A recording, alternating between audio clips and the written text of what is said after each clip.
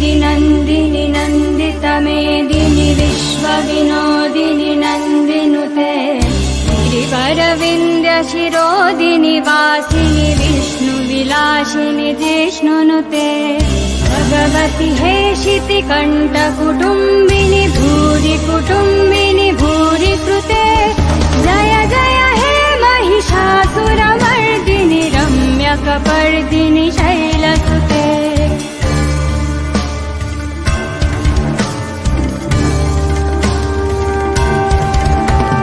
सुरवरवर्षिणि दुर्धरदर्शिनि दुर्मुखमर्षिणि हर्षरते त्रिभुवनपोषिणि शङ्करतोषिणि किल्बिषमोषिनि घोषरते धनुजनिरोषिणि दितिश्रुतरोषिणि दुर्मथतोषिनि सिन्धुसुते जय जय हे महिषासुरमर्दिनि रम्यकपर्दिनि शैलसुते जय जय हे महिषासुरमर्दिनि रम्यकपर्दिनि शैलसुते जय जय हे Mahishasuramardini रम्यकपर्दिनि शैलसुते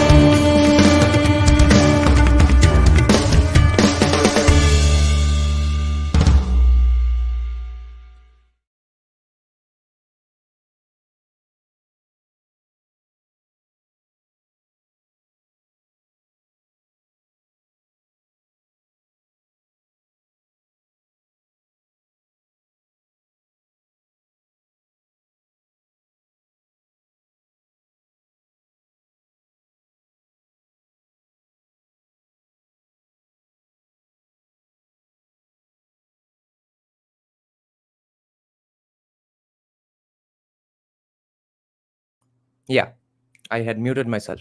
So, hi guys. So, Bangladesh has fallen. I have cut my hair. My 10 kg kettlebell arrived today morning. I read a passage from the Federalist Papers which absolutely applies to Bangladesh of today. And an uncle of mine went to Amarnath and got me this T-shirt and some prasad and this thing which looks like a coin. And I'm sure those of you who have been to Amarnath know what this is all about. And what's written on this is Vastu Anusar Mandir ya Khazane mein rakhe. So since I don't have a temple in my home, nor any khazana, so I have kept it inside my speakers, with which I make music that keeps my brain sane and makes me money. Okay, so I hope there is audio now, right? Hello, hello, hello. Yeah, there is audio now, right? Okay. So we have a number of things to discuss today. Firstly, let's start with the debate angle here first.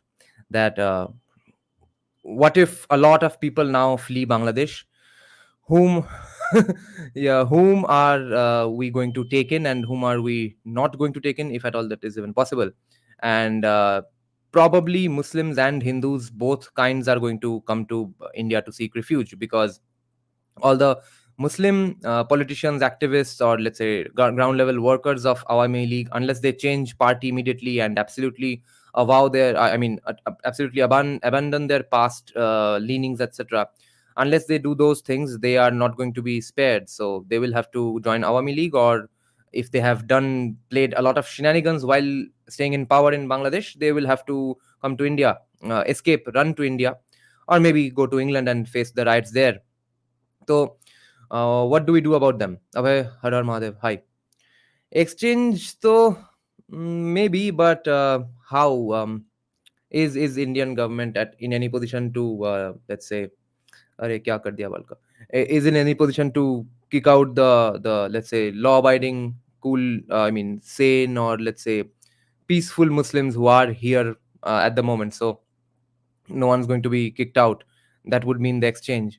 So and even if you think that Swarna Chudi, yes, I don't like mustache on me.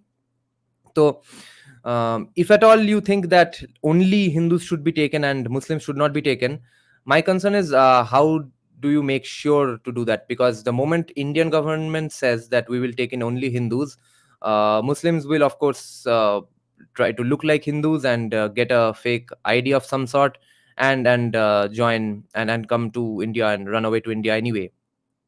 So I'm not sure if that is possible as well. If at all, in the ideal scenario, taking in only Hindus is possible. Even with that, I have seen some pushback. That so this occasion and this platform might be a great way to debate it, because I don't have a complete hard stance on it, because this was all of a sudden, right? I did not think of a scenario like this and have my stance clear on. But on the face of it, it seems to me that at least taking in Hindus, no matter what the number, is actually possible, doable, and won't be a problem. Now there will be law and order situations no matter what. Okay, let's say 1 crore Hindus come today today into India from Bangladesh.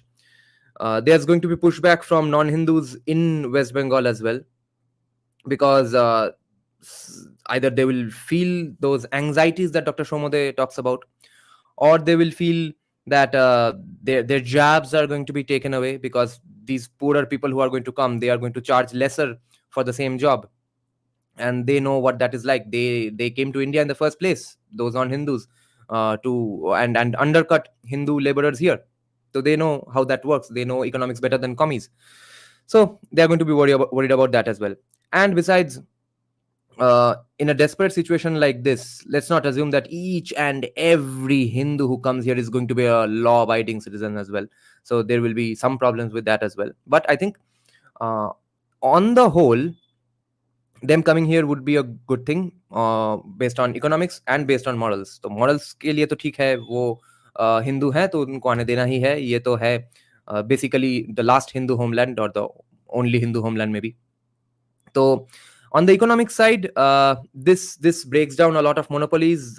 Prices in West Bengal go down, and people are now incentivized to improve their skill sets, because at the moment the laborers and the, let's say, the workers, the plumbers and stuff, the mistries, I don't know what the term is, let's say people who make buildings and stuff. Okay, so all of that, anyone who is even a bit reasonably skilled is not in West Bengal, whether Hindu or Muslim. They live in Delhi, Bombay, Bangalore, Saudi Arabia, etc. Okay, nothing that you repair in West Bengal today will go on for more than 1 or 2 months. Okay, or 2-3 months maybe.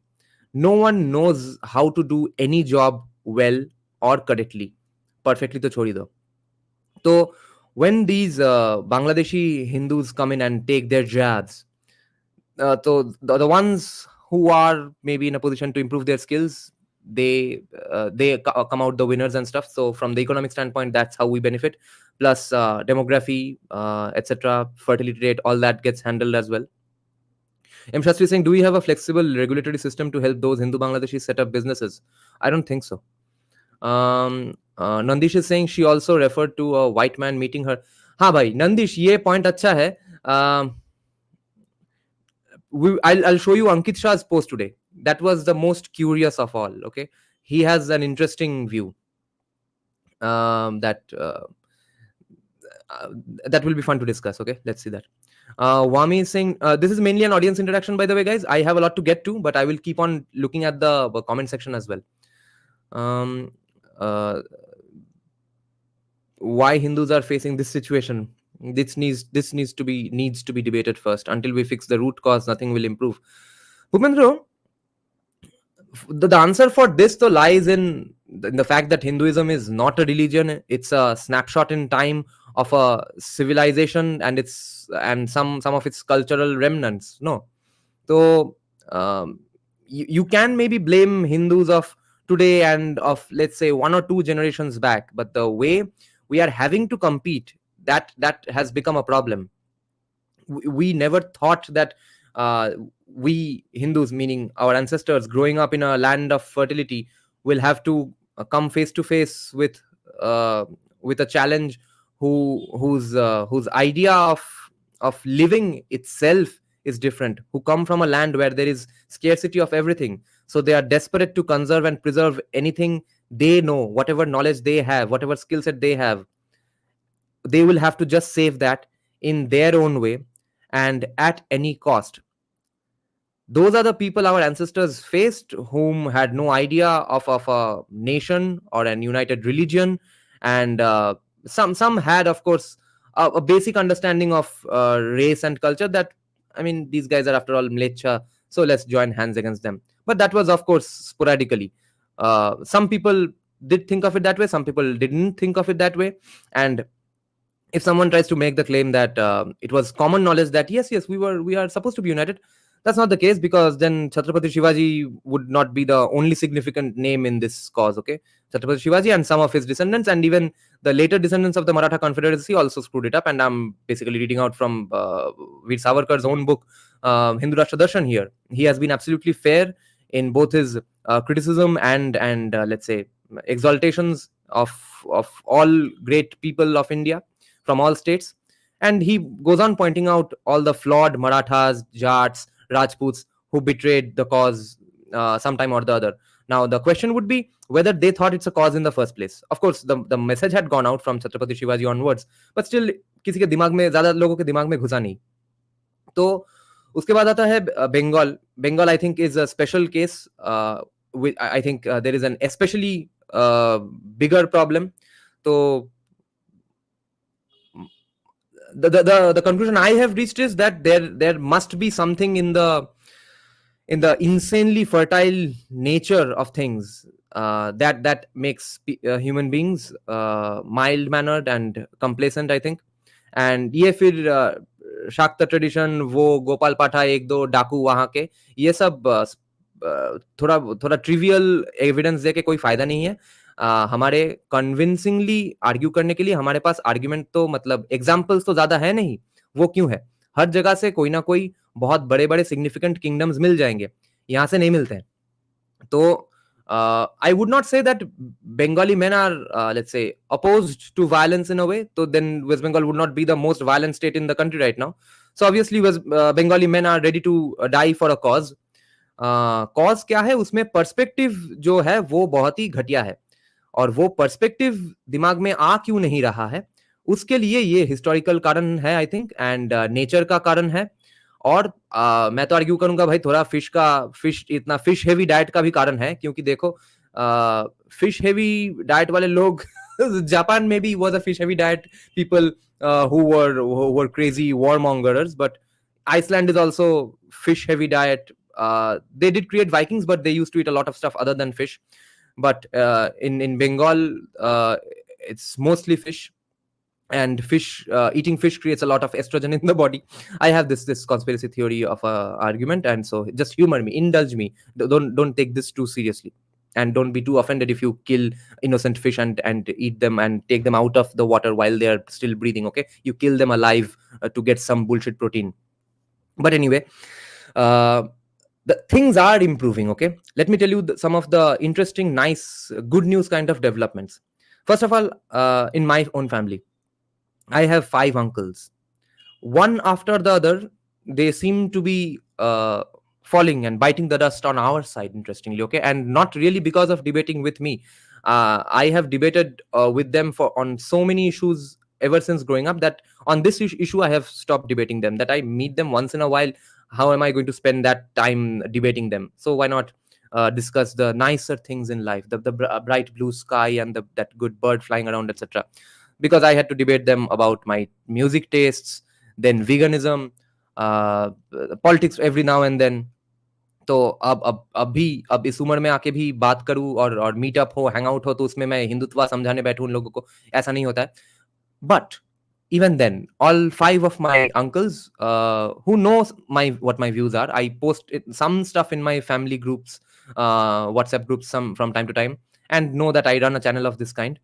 And when they come to my room, they see all my books, they know what my views are, but I have never conversed with them directly, talked with them about these things directly. But my eldest uncle, always a leftist, he got gifted the 2-volume Savarkar book by Vikram Sampath, and since then has been sending me some interesting stuff about what's happening here, what's happening there. Okay, he got convinced of a number of things, I guess.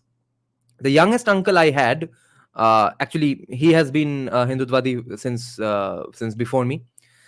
Then another uncle who went to Amarnath has been listening to Rajesh Nandi podcast all day long, and asked repeatedly to send my channel link to him, and I was not sending him up until now because I said that why do you need to bother about my channel? What's the point? I thought he'll come back and then send me counter arguments and stuff, here where you are wrong, etc. I did not want to take that headache. So he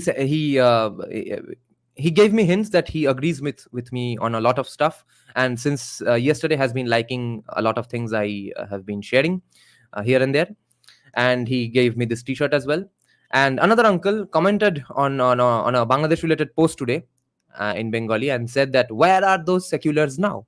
And he is probably the last one I expected to turn away from leftist politics, which is insane. And the way he said it, the exact phrase he used, that where are those seculars now? That tells you something is definitely shifting. And let me tell you some other interesting things. A lot of people whom I have known to be those absolute crazy leftists who will not see any threat to Hindus at any cost, who will not blame non-Hindus for any mistake in India or Bangladesh or Pakistan, all of them have gotten pretty pissed off. That is pretty fascinating here, because I'm sure you all have seen some posts from Saba Naqvi or Arfa Khanum, etc. on Twitter. Even now, they are trying to shift the blame away from Bangladeshis. Interestingly, I have not seen one Bengali Facebook profile, okay, in my news feed. Whether it's my friends whom I know, or with people I have absolutely no idea who they are. They have just been in my friend list because I used to play the guitar in some bands they knew maybe. Each and every one of them has been cursing Bangladesh head to toe since yesterday. And some of them were in favor of the student protests as well. Okay, so I guess most of them might be Bangals, but for some reason, and girl, boy, regardless of their gender, regardless of their caste. Okay, you know that the Brahman Buddhi and Kaisto castes in Bengal are famous for being rabbit commies. Just 1 hour back, a Brahmin girl, 1 or 2 years younger than me, she's a classic Bhadralok profile. Okay, sings little Rabindrasangit from every now and then, posts on Facebook, highly educated from some elite university. She sees my Facebook stories where I shared the clips of some Bangladesh incidents and some Israel incidents as well. She inboxes me and says, send me these clips, I want to post them. So insane stuff is happening. Oh, hello, Salvatore Babones is here. Hello, sir. But given the focus here, Bengal focus here, I was just wondering, what are you guys talking about? I was reading about the life of Karl Marx. Basically, he was an elitist Jew. Okay, we don't know about our first king Shashanka, and our secular Bengalis villainize him by showing him as an anti-Buddhist persecutor and a religious bigot similar to Islamic invaders. Yeah, very little information is available on Shashanka. Okay, Nina had brought up a great point, by the way, on Twitter. Okay, Nina was asking that let's say the prediction I have for West Bengal, that one day India will have to lose it. It may not be in our lifetime, really, but sometime in the next 150 years, it will fall. Nina was saying that is the time now then? Is it? Are these things going to lead to that? I think even Avinav was saying that he had no idea that all my predictions will come true. I don't think this is going to lead to that. Okay. The way I see that the fall of West Bengal happening is that we get caught unawares, we get caught napping. We are chilling. We think we finally have a awakened Hindu state, and law and order is tip top. Economic conditions are good, and our friendly homies on the other side are also towing the line, because the moment law and order gets taken care of, they immediately change their minds. They give up on everything. All you have to do is keep law and order in mind. Give them the message that you are not allowed to do halla and rioting everywhere and anywhere. Okay, just how Saudi Arabia and UAE have been managing it. Okay, and you have to not subsidize them for the things they want to do. You have to stop incentivizing them to doing those things that harms us. Okay, just do these two things and it will be taken care of. But in such a situation, when these things have been achieved many years from now, then there will be a phase of complacency, which will then create a call for reformation that happens from time to time on their side. And that's when we are absolutely screwed, Hindus of West Bengal, because the numbers are gone now. And when those numbers come, no one can save you. What's the difference between us and Israelis neighborhood wise? Not much, not much. Nina is saying 1905 partition was a typical call for reform moment when we were caught unaware. Yeah, pretty much. And that reform call had been, by the way, started from Sir Syed Ahmed Khan only. Arjun Rai Singh, I don't understand Bhadralok thing. I never been to Bengal, so I don't understand Bengal. Yeah, most of the Bengalis who live in Bengal even don't know what's the issue with Bengal. Abir Zain is saying, to those who are blaming the Hindus for supporting protests, without them we would have been worse casualty. Right now we can ask for protection in the name of secularism. Yeah. Okay, let me show you what Ankit Shah posted. Okay, this is a completely fresh view to this incident, to this situation. I'm very surprised.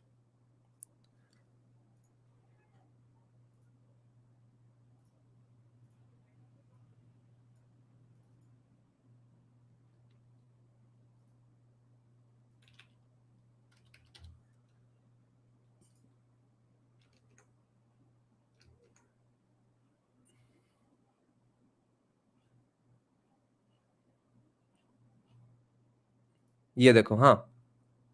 He's saying what happened in Bangladesh.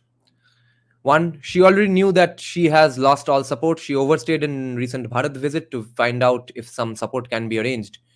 Um, she released the theory of some Christian state to be carved out, thinking that will fetch her external support, which Russia, Bharat, and China did give jointly before elections. There is no mass movement to form a Christian country in or around Bangladesh.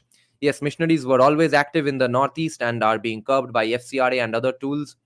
Whatever happened was her own wrongdoings and decisions. She overplayed and overstretched the game of telling India that she will curb the radicals and telling radicals that she will curb India. Uh, so far it already surprised me, because just I think a few days back he had posted something akin to that.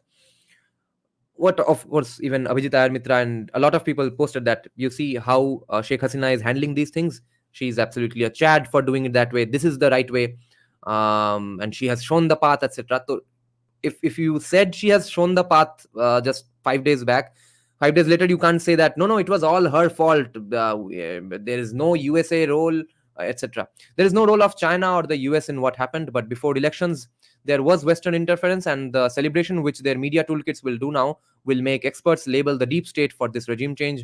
Not true. Yes, ISI was always supporting radicals inside Bangla. Western agencies were active and interfering too. But it is she who didn't let the opposition parties participate in the elections and lost her own support in the masses with that one wrong decision. Irrespective of the media headlines, this is not a regime change, not a coup. This is not a coup. This is resignation by loss of support of the people. The court verdict on reservation just added to the 100 plus other reasons already accumulated. Big security concerns for Bharat? Yes. Negotiations need to be done with all parties, including hers. Action in Bengal will be required in some time. ये action in Bengal क्या है किसी को पता नहीं है. अच्छा, ये हो गया. Now, by the way, West Bengal police has also posted some stern warning that they are keeping note of who is posting what, and strict action will be taken on any account that seems to have been spreading, let's say, content that harms the cordial situation that we have here in West Bengal. So make sure what you post here and there. Okay, I have deleted some stuff. Hello, sir. What an honor to have you here. Thank you, sir. And he has posted something. He's saying, I'm curious. Was it just a coincidence that until recently both West Bengal and Bangladesh had strong woman leaders as opposed to strong man leaders? Salvatore, sir, you see, I do believe in the American deep state conspiracy theory at the moment, that they might need someone to keep India in check, because on some issues India is USA's friend, and on some issues India seems to be perfectly fine with China and Russia. So putting Mamta on the throne in 2011, I have heard some people say, probably just a conspiracy theory, that she was put there with the help of the deep state even back then, because remember, a lot of things were happening back then. India had backed out of the nuclear CPIM wanted India to back out of the nuclear deal, which Manmohan Singh absolutely made sure that we stay in. So just when CPIM backs out of the nuclear deal and takes away support from the Congress in the center, that's when Congress flips on CPIM. Even though up until that point, Congress had a kind of a friendship with CPIM going on. Congress used to be called a watermelon in West Bengal, that green on the outside, red in the inside. Okay, so and Mamata Banerjee kind of made Trinamool Congress with because as a criticism and complaint against that situation only. All the student politicians in West Bengal know that Chhatra Parishad, which is the student wing of Congress, and SFI, which is the student wing of CPIM, they used to have a collaboration and understanding between them, that if there's a college which has a morning division and a day division and a night college version, etc. So the day will belong to SFI, the night college will go to Chhatra Parishad, and no elections and stuff. We will handle it in our own way. So Trinamool Congress comes in and sets a fox in this hen house of accommodation, and but Trinamool Congress never ever was gaining any foothold, not to any significant amount. Even when 2007 or 8, I remember a clip of Buddhadev Bhattacharjee. Uh, a famous journalist from a famous news channel asks him that, you see, sir, this Shingur Andolan, the Shingur movement that's going on, do you think Trinamool will be able to create a fire of protest all across the state? In 2007 or 8, Buddhadev Bhattacharya's response to the journalist saying that, is there Trinamool Congress really in the entire state? Do they even exist in the entire state? And 3 years later, uh, that party with about whom he's talking in such a way, that party is already in power in West Bengal. Okay, so and more importantly, the Bhadralok, who can be called a caste, whom historian Shekhar Bandyopadhyay has declared to be a caste, the Bhadraloks, the intellectuals, academics, etc., who have either been Congress minded and voted for CPIM, or have been CPIM minded and voted for Congress in some time, but more or less they are what you would call today in the left liberal cabal. Of course, they knew some stuff about CPIM's misgivings and shenanigans, but they never really showed any strong opposition to those things. Not really ever. All of a sudden, 2006-7 onwards, they decide that yes, bad things are happening in West Bengal and we must protest. So after like 30 years, okay. So there might have been some deep state shenanigans back then with that as well. That if CPIM is allowed to play these shenanigans more, and they go on with these things, and Congress maintains their friendship, which prevents deep state interests from taking root in Bengal, then yeah, then we need someone else. And maybe a female face might be easier to convince these brain dead commies. So let's have one. So maybe she checked some boxes. Maybe that's the case with Sheikh Hasina as well. But as for Sheikh Hasina's fall, I think yeah, deep state has played a part. My understanding is that India and China helped her with the elections and stuff, which I keep hearing from some people, some journalists, some conspiracy theorists, that India might have had a hand in the elections in Bangladesh.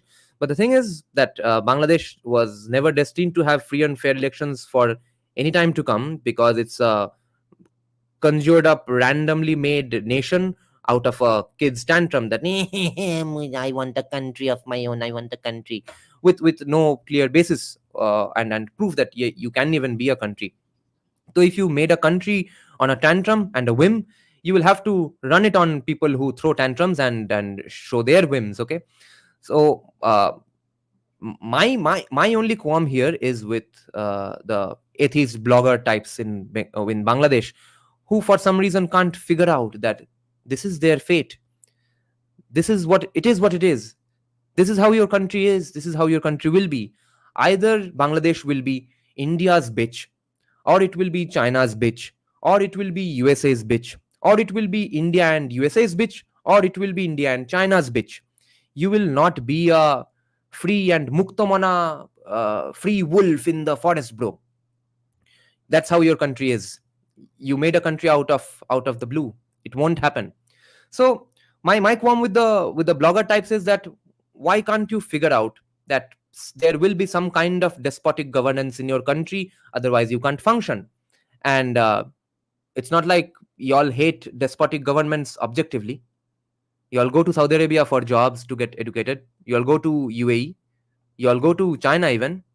All these countries are functioning pretty nicely with despotic, autocratic or monarchy governments and stuff, where you don't really have insane amounts of free speech and muktamana bullshit going on. So why are you that bothered about your country? Why? Again, just a tantrum, right? So you see, this country is just used to tantrums only. So now that their tantrums are over, they have won with their tantrums. They did not understand that yes, India will have to help them out. The thing that USA, I guess, has won the game by is that USA realized that they could not beat India and China to the rigging game that Sheikh Hasina did. USA, on the other hand, is the king of narratives. So when it came to winning on the narrative front, they won. They funded the right people at the right times. And you don't have to even send money to anyone's bank account to do these things.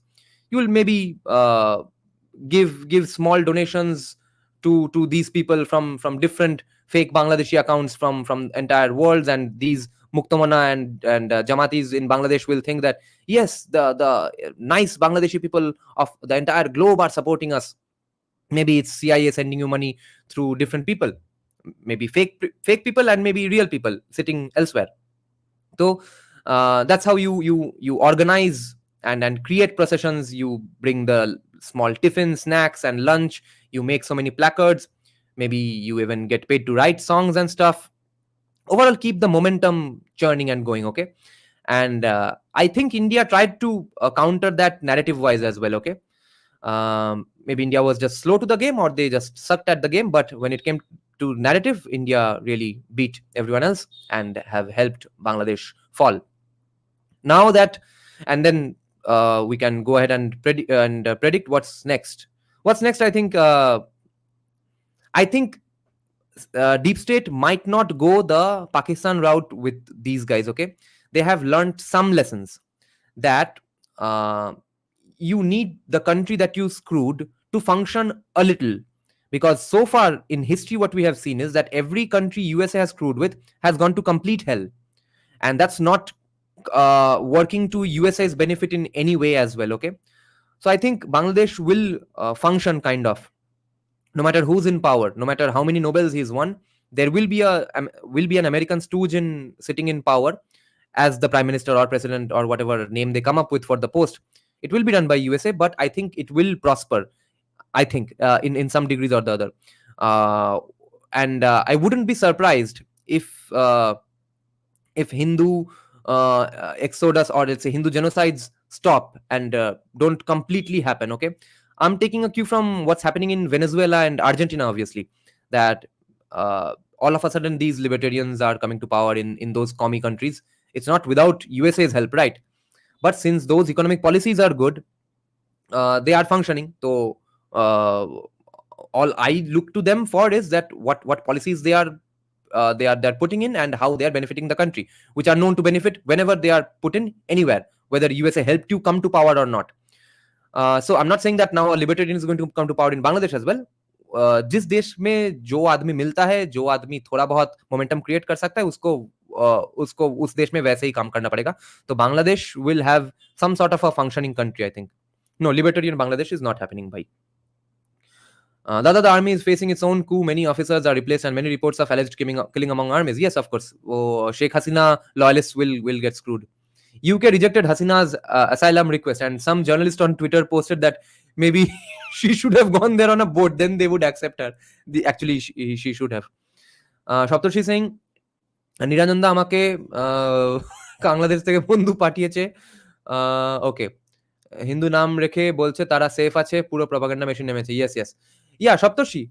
So Shoptoshi is saying that some people have been making fake profiles with Hindu names and to convince people that Hindus are safe here.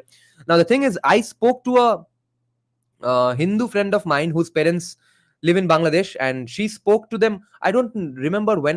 Itna kuch ho gaya subah se. I don't remember if I spoke to her today or last night. So anyway, she said that like half an hour before speaking to me, she has also spoken to her parents who live in Chittagong, incidentally, where the local mayor's office has also been burnt. And I asked that, how are they? Are they safe? Are they coming to India now? She said that no, they have no plans of coming. They will come after retirement and stuff, as they had planned anyway. I said, what? Why? How? She said that they are not facing any problems. They have no affiliations with the Awami League, so they have been spared, maybe for now.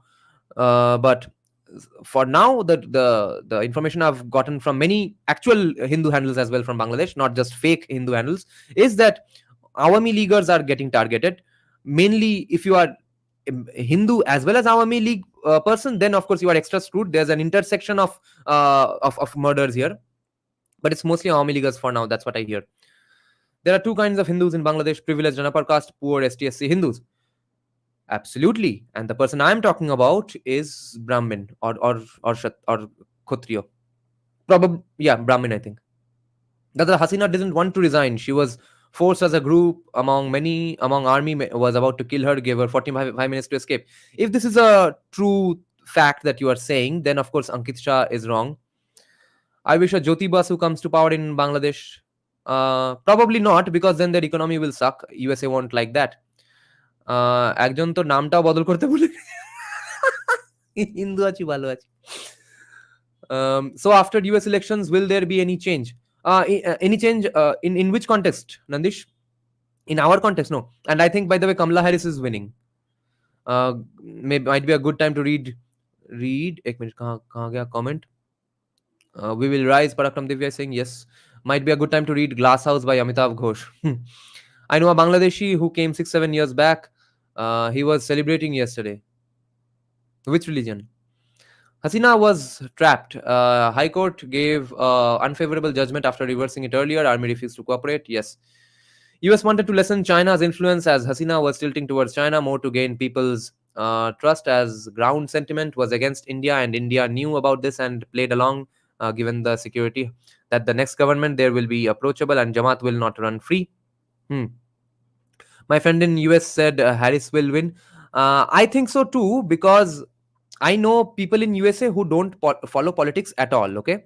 And with them, the kind of information they have, oh my God, it's insanest of the most insane views, okay? So if we will see after this election, if Trump does win, it will mean that a lot of people follow politics in USA, okay? If Kamala wins, then you will have to conclude the obvious understanding that most people don't follow politics. Do you think the Chinese would let it so easily, the deep state taking over Bangladesh so easily? Maybe there was a tussle and China lost.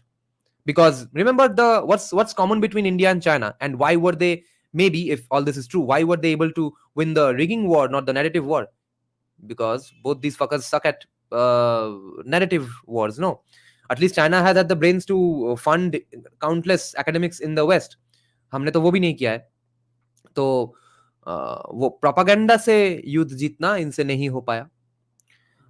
And you see, वो dictatorship अगर चल रहा है, और dictatorship बिना चले तुम्हारा देश चलेगा नहीं, क्योंकि तुमने टैंट्रम के बेसिस पे देश बनाया है, ये अंडरस्टैंडिंग अगर नहीं रहा, तो नैरेटिव वॉर खेल के भी ज्यादा फायदा नहीं होने वाला है, ठीक है? क्योंकि after all, this is that youthful vigor kind of a situation, no? That it's all attractive. To protest against the government is anywhere attractive. And then when your government is actually dictatorship, actually works like a dictatorship, is actually corrupt. On the other hand, you think dictatorships are bad, you think corruptions must go away, then of course, what propaganda is China or India even going to do? That no, this government is actually great.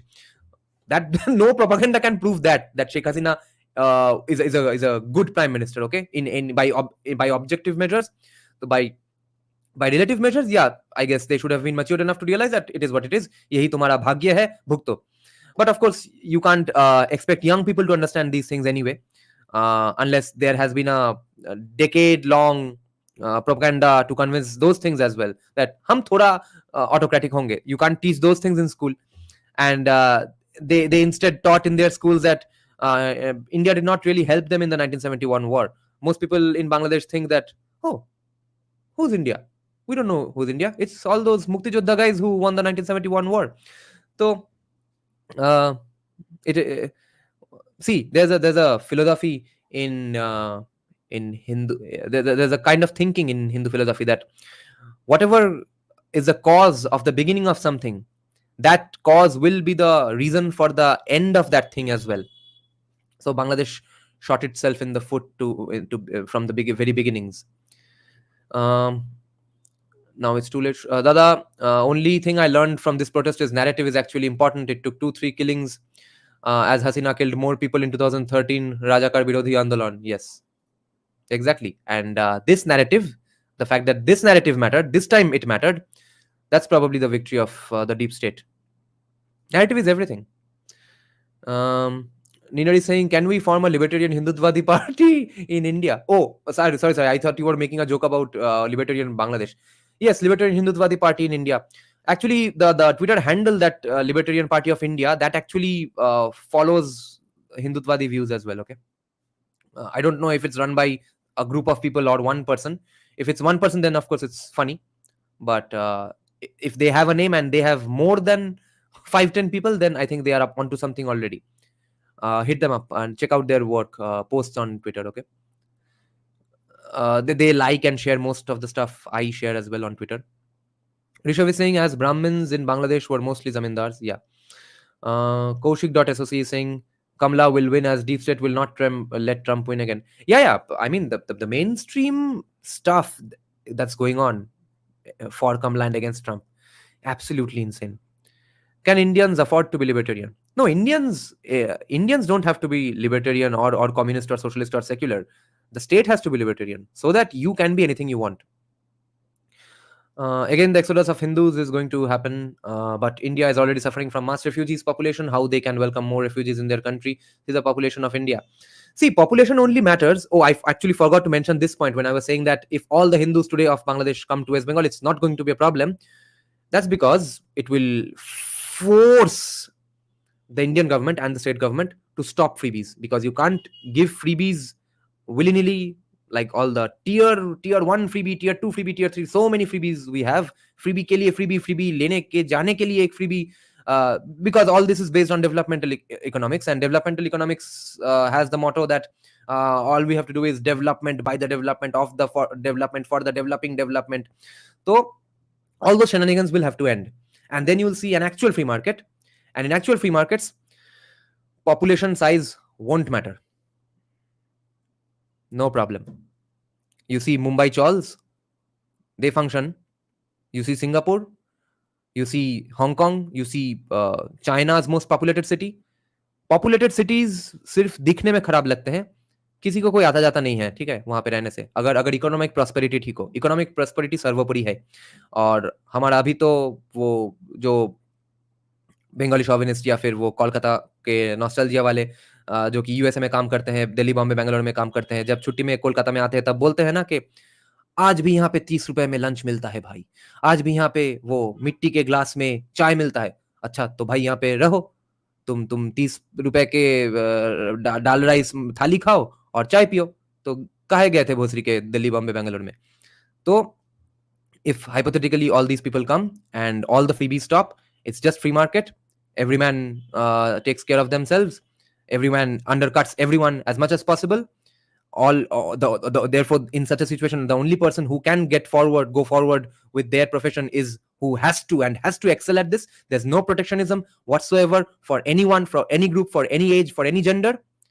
And then you'll see what a free market can truly do. West Bengal will immediately become a $2 trillion economy in 10-15 years. Salvatore Brabones is saying, I know nothing at all about Bangladesh's politics or even about US involvement there. Sorry.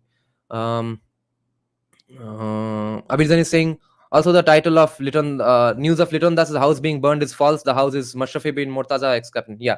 And Mashrafi bin Murtaza used to be friendly towards minorities. He had protested against the Hindu temples being burnt earlier on as well. Are they going to stop freebies? I really have doubts. All of them are high on freebies culture. Yeah. If 1 crore people come, then of course you, at least logically speaking, sanity wise, you can't really give so much freebies to so many people. But if people are addicted to the idea of freebies like Narendra Modi and Mamata Banerjee, then of course who knows what's happening, what's going to happen. Kartikeya Vichar is saying, ये तो किसी और के लिए, backing center, it's rare. Yeah, it means she's panicking.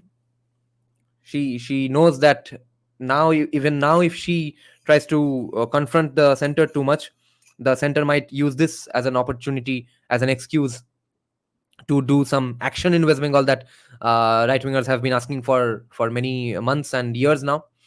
वो करने का excuse मिल जाएगा, and plus she's also worried now what's going to happen, how many people are really coming in, how many are how many are going to how many will she have to give Lokir Bhandar to. They will demand packages from central government, yeah, and Modi will give, I think. We need to arm Bangladeshi Hindus to them to make them able to protect themselves. No, Nina. If you do that, school shootings will increase in India. Could you suggest a handbook on libertarianism? The one we are discussing on our live streams for now. It's called The Machinery of Freedom by David Friedman, son of Milton Friedman. Ideally, someone's father is should not matter, but in India it matters. So I'll just keep up the caste angle here, kind of, that he's from the famous house of Friedmans. उनके पिताजी भी बड़े economist थे. दादा होती थी now. Okay, yeah.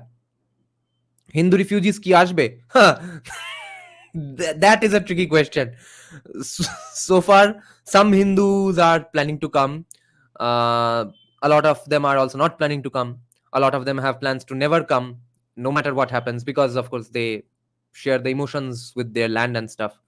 So if a plot twist happens that it's the Hindus who don't come, but non-Hindus come and say that we are persecuted Hindus, then it's an even more insane situation. Lots of people are saying this is an opportunity to expand the chicken neck thought. Yes, chicken fucking neck has to be expanded. We have had enough of this bullshit. We have to annex some shit from Bangladesh. There's too many Bangladeshis in India and West Bengal, guys. We need something back. পিসি চাইছিল আলাদা বাংলাদেশ, পেল অন্য Bangladesh. Yeah, okay. Let's post this link for people who want to join. I'll pin it later on, okay? Salvatore sir is saying, I don't know anything about the situation, that's why I'm here listening. Okay. This is why they are targeting Mujibur Rahman too. Yes. And Mujibur's assassin used to live in Kolkata for many years. Do you think the Chinese would let it happen so easily, the deep state taking over Bangladesh so easily? We kind of just discussed it 5-10 minutes back, that first of all, this victory that was won in Bangladesh right now by the Jamatis, this was not a victory of force, strength. Okay, this was just a plain and simple a victory of a narrative, and China sucks at narrative. The best they have done is funded some Chinese scholars in USA, and not much has happened since then as well. Everyone in the world hates China except some libertarians probably. Okay, Mr. Sociologist is here. I'll take him in. And India also, probably no one in the government knows the spelling of the word narrative. Okay, and who is the best in the narrative game in the whole world? It's USA. So a lot of people have been saying that it was USA's victory, right? And USA has made these things happen. So 2 + 2 = 4. It was a narrative war, and the guy who is good at narratives seems to people are saying that he has won. Yeah, so probably that's what has happened. So my answer to your question is that China anyway sucks at narrative, and here there was nothing to narrativize anyway, because Sheikh Hasina after all is a bad prime minister. Nina is saying, but Dada, they do not have narratives against Chinese culture like they have narratives against Indian culture and Hinduism. Yes. Who did that? And who sucks at narratives in among the people you mentioned here? That answers your question. Should we arm Northeast as Kalinin? we should arm everyone. Then no one will kill anyone. Salvatore sir, please continue to educate us, because we need knowledge. Instead, we get rhetoric often. Yes. CIA Khalata. Yeah, let's have Christoph Lies-a-lot. Upendra Mondal is here as well. Let's see if they want to discuss him. Wait, I'm putting on my headphone, guys. You all can start speaking. Yeah, hi. Well, the biggest thing I think that's facing us right now is the fact that there is literally one question that came to my mind, that whether we can use the CA right now. Okay. I think for now the priority of the Bangladeshi Hindus should be to collect as many documents as they can to prove that they are indeed Hindus for at least like over 10 years or so. I think Good that's idea. one priority, that should be like people should spread through their networks, that at least kagaz dekhabo na, I don't want to show the papers. That attitude will obviously not help anyone. Guys, how much I are we going to trust this one thing? Should we take this seriously? What Hasina herself said. I think she might have used this as an excuse. This is the one point where I might agree with Ankit Shah. Is this going to be a reality? No, I don't think this was the reality per se. I think even I found it a bit improbable, but I think she was hinting at the American influence. That was the main thing, and because she knows that tensions are high beyond the border, like in India, there is a question of whether, and the Manipur was happening. So I think she played that narrative into her own thing. Like she used that, I guess. So that's my view. Okay. Anand Sridhar, our resident libertarian, is saying that no, always assume the USA is trying to create client states. See, guys, we libertarians are not not USA fanboys. We just call a spade a spade. Okay, Bhupendra M. Shastri, join the discussion. Okay, so am I audible? Yeah. Okay. So the question I asked in the chat itself is that until the Hindutva একটু জোরে বলো, হ্যাঁ, মাইকটা মুখের কাছে নিয়ে নাও একটু। আচ্ছা এবার ঠিক আছে? Is it better? Yeah. Okay. So what I wanted to tell is that the Hindutva movement and the Hindus as a group, if they do not find what's wrong with them, whatever we do, it is not going to be good enough. So I want to ask sociologists, what do you think what we as a Hindus can do to fix the problems which is causing all this for 1,000 years? Read. We are reading, but others are not reading. Yeah. No. I mean, I think well, I won't be as hopeless as like you are feeling about this situation, because in the last 10 years, as Nirajan himself was saying, that he's seen a ton of change, and this is the kind of change that I did not expect. Okay, and this is mainly due to social media. So I think the primary thing has to be that social media needs to be free, the internet needs to be free, and that itself is having a good effect, because in West Bengal right now Hindutva is more normalized than you would expect. Okay, which many people will not accept. Many people living outside West Bengal will not know this, but among even the educated Hindus who are typically, who play the secularist song and all that, even they are not as secular anymore as you would think. By secular I mean dhimmi kind of, right? So they are not like that anymore, and I think this is the big reason is not because they are facing actual brutalities. It's because they are actually seeing what's happening in Bangladesh, Afghanistan, Pakistan, Sri Lanka, other parts of the world, France, Germany, America. They're seeing these things, and they're also seeing instances of their own state going to the dogs, where, as you remember, CPIM's Mohammad Selim shared a video of a guy flogging a woman. These kind of things have been shared heavily in social media, and I think it's having an effect, because no longer people doubt that there is a problem. Okay. Exactly. That has been the most surprising thing. My commie metalhead friends who just 5-6 months back were taking screenshots of my posts because I'm an evil Hindutva fascist right winger. Even those guys have shared posts saying all eyes on Hindus and stuff. Holy fucking shit. They probably didn't know Hindus exist in Bangladesh up until like 10 months back. Yeah. I'm telling you that this last 10 years has changed things rapidly. Whether it's because Modi came to power, Geo became free, cheap, whatever. It's some these like all these No, factors came the together. organic Hindutva debating fucking army on Facebook with their fake profiles or real profiles has done a phenomenal job. It's their victory. Yeah. And I wouldn't be so hopeless, I wouldn't be so too hopeful either, but I wouldn't be as hopeless as many of us were a few years ago. I think the Hmm. situation is changing heavily. Hmm. So Okay. M. Shastri, join us. Yeah, I mean, I'm looking at this a little bit from a geopolitical perspective, right? First, I think it's evident to a lot of us that there was American involvement in this coup, and there are people who rightfully say, "What the hell, right? You're supposed to be our strategic partner, and you're creating trouble in our own backyard."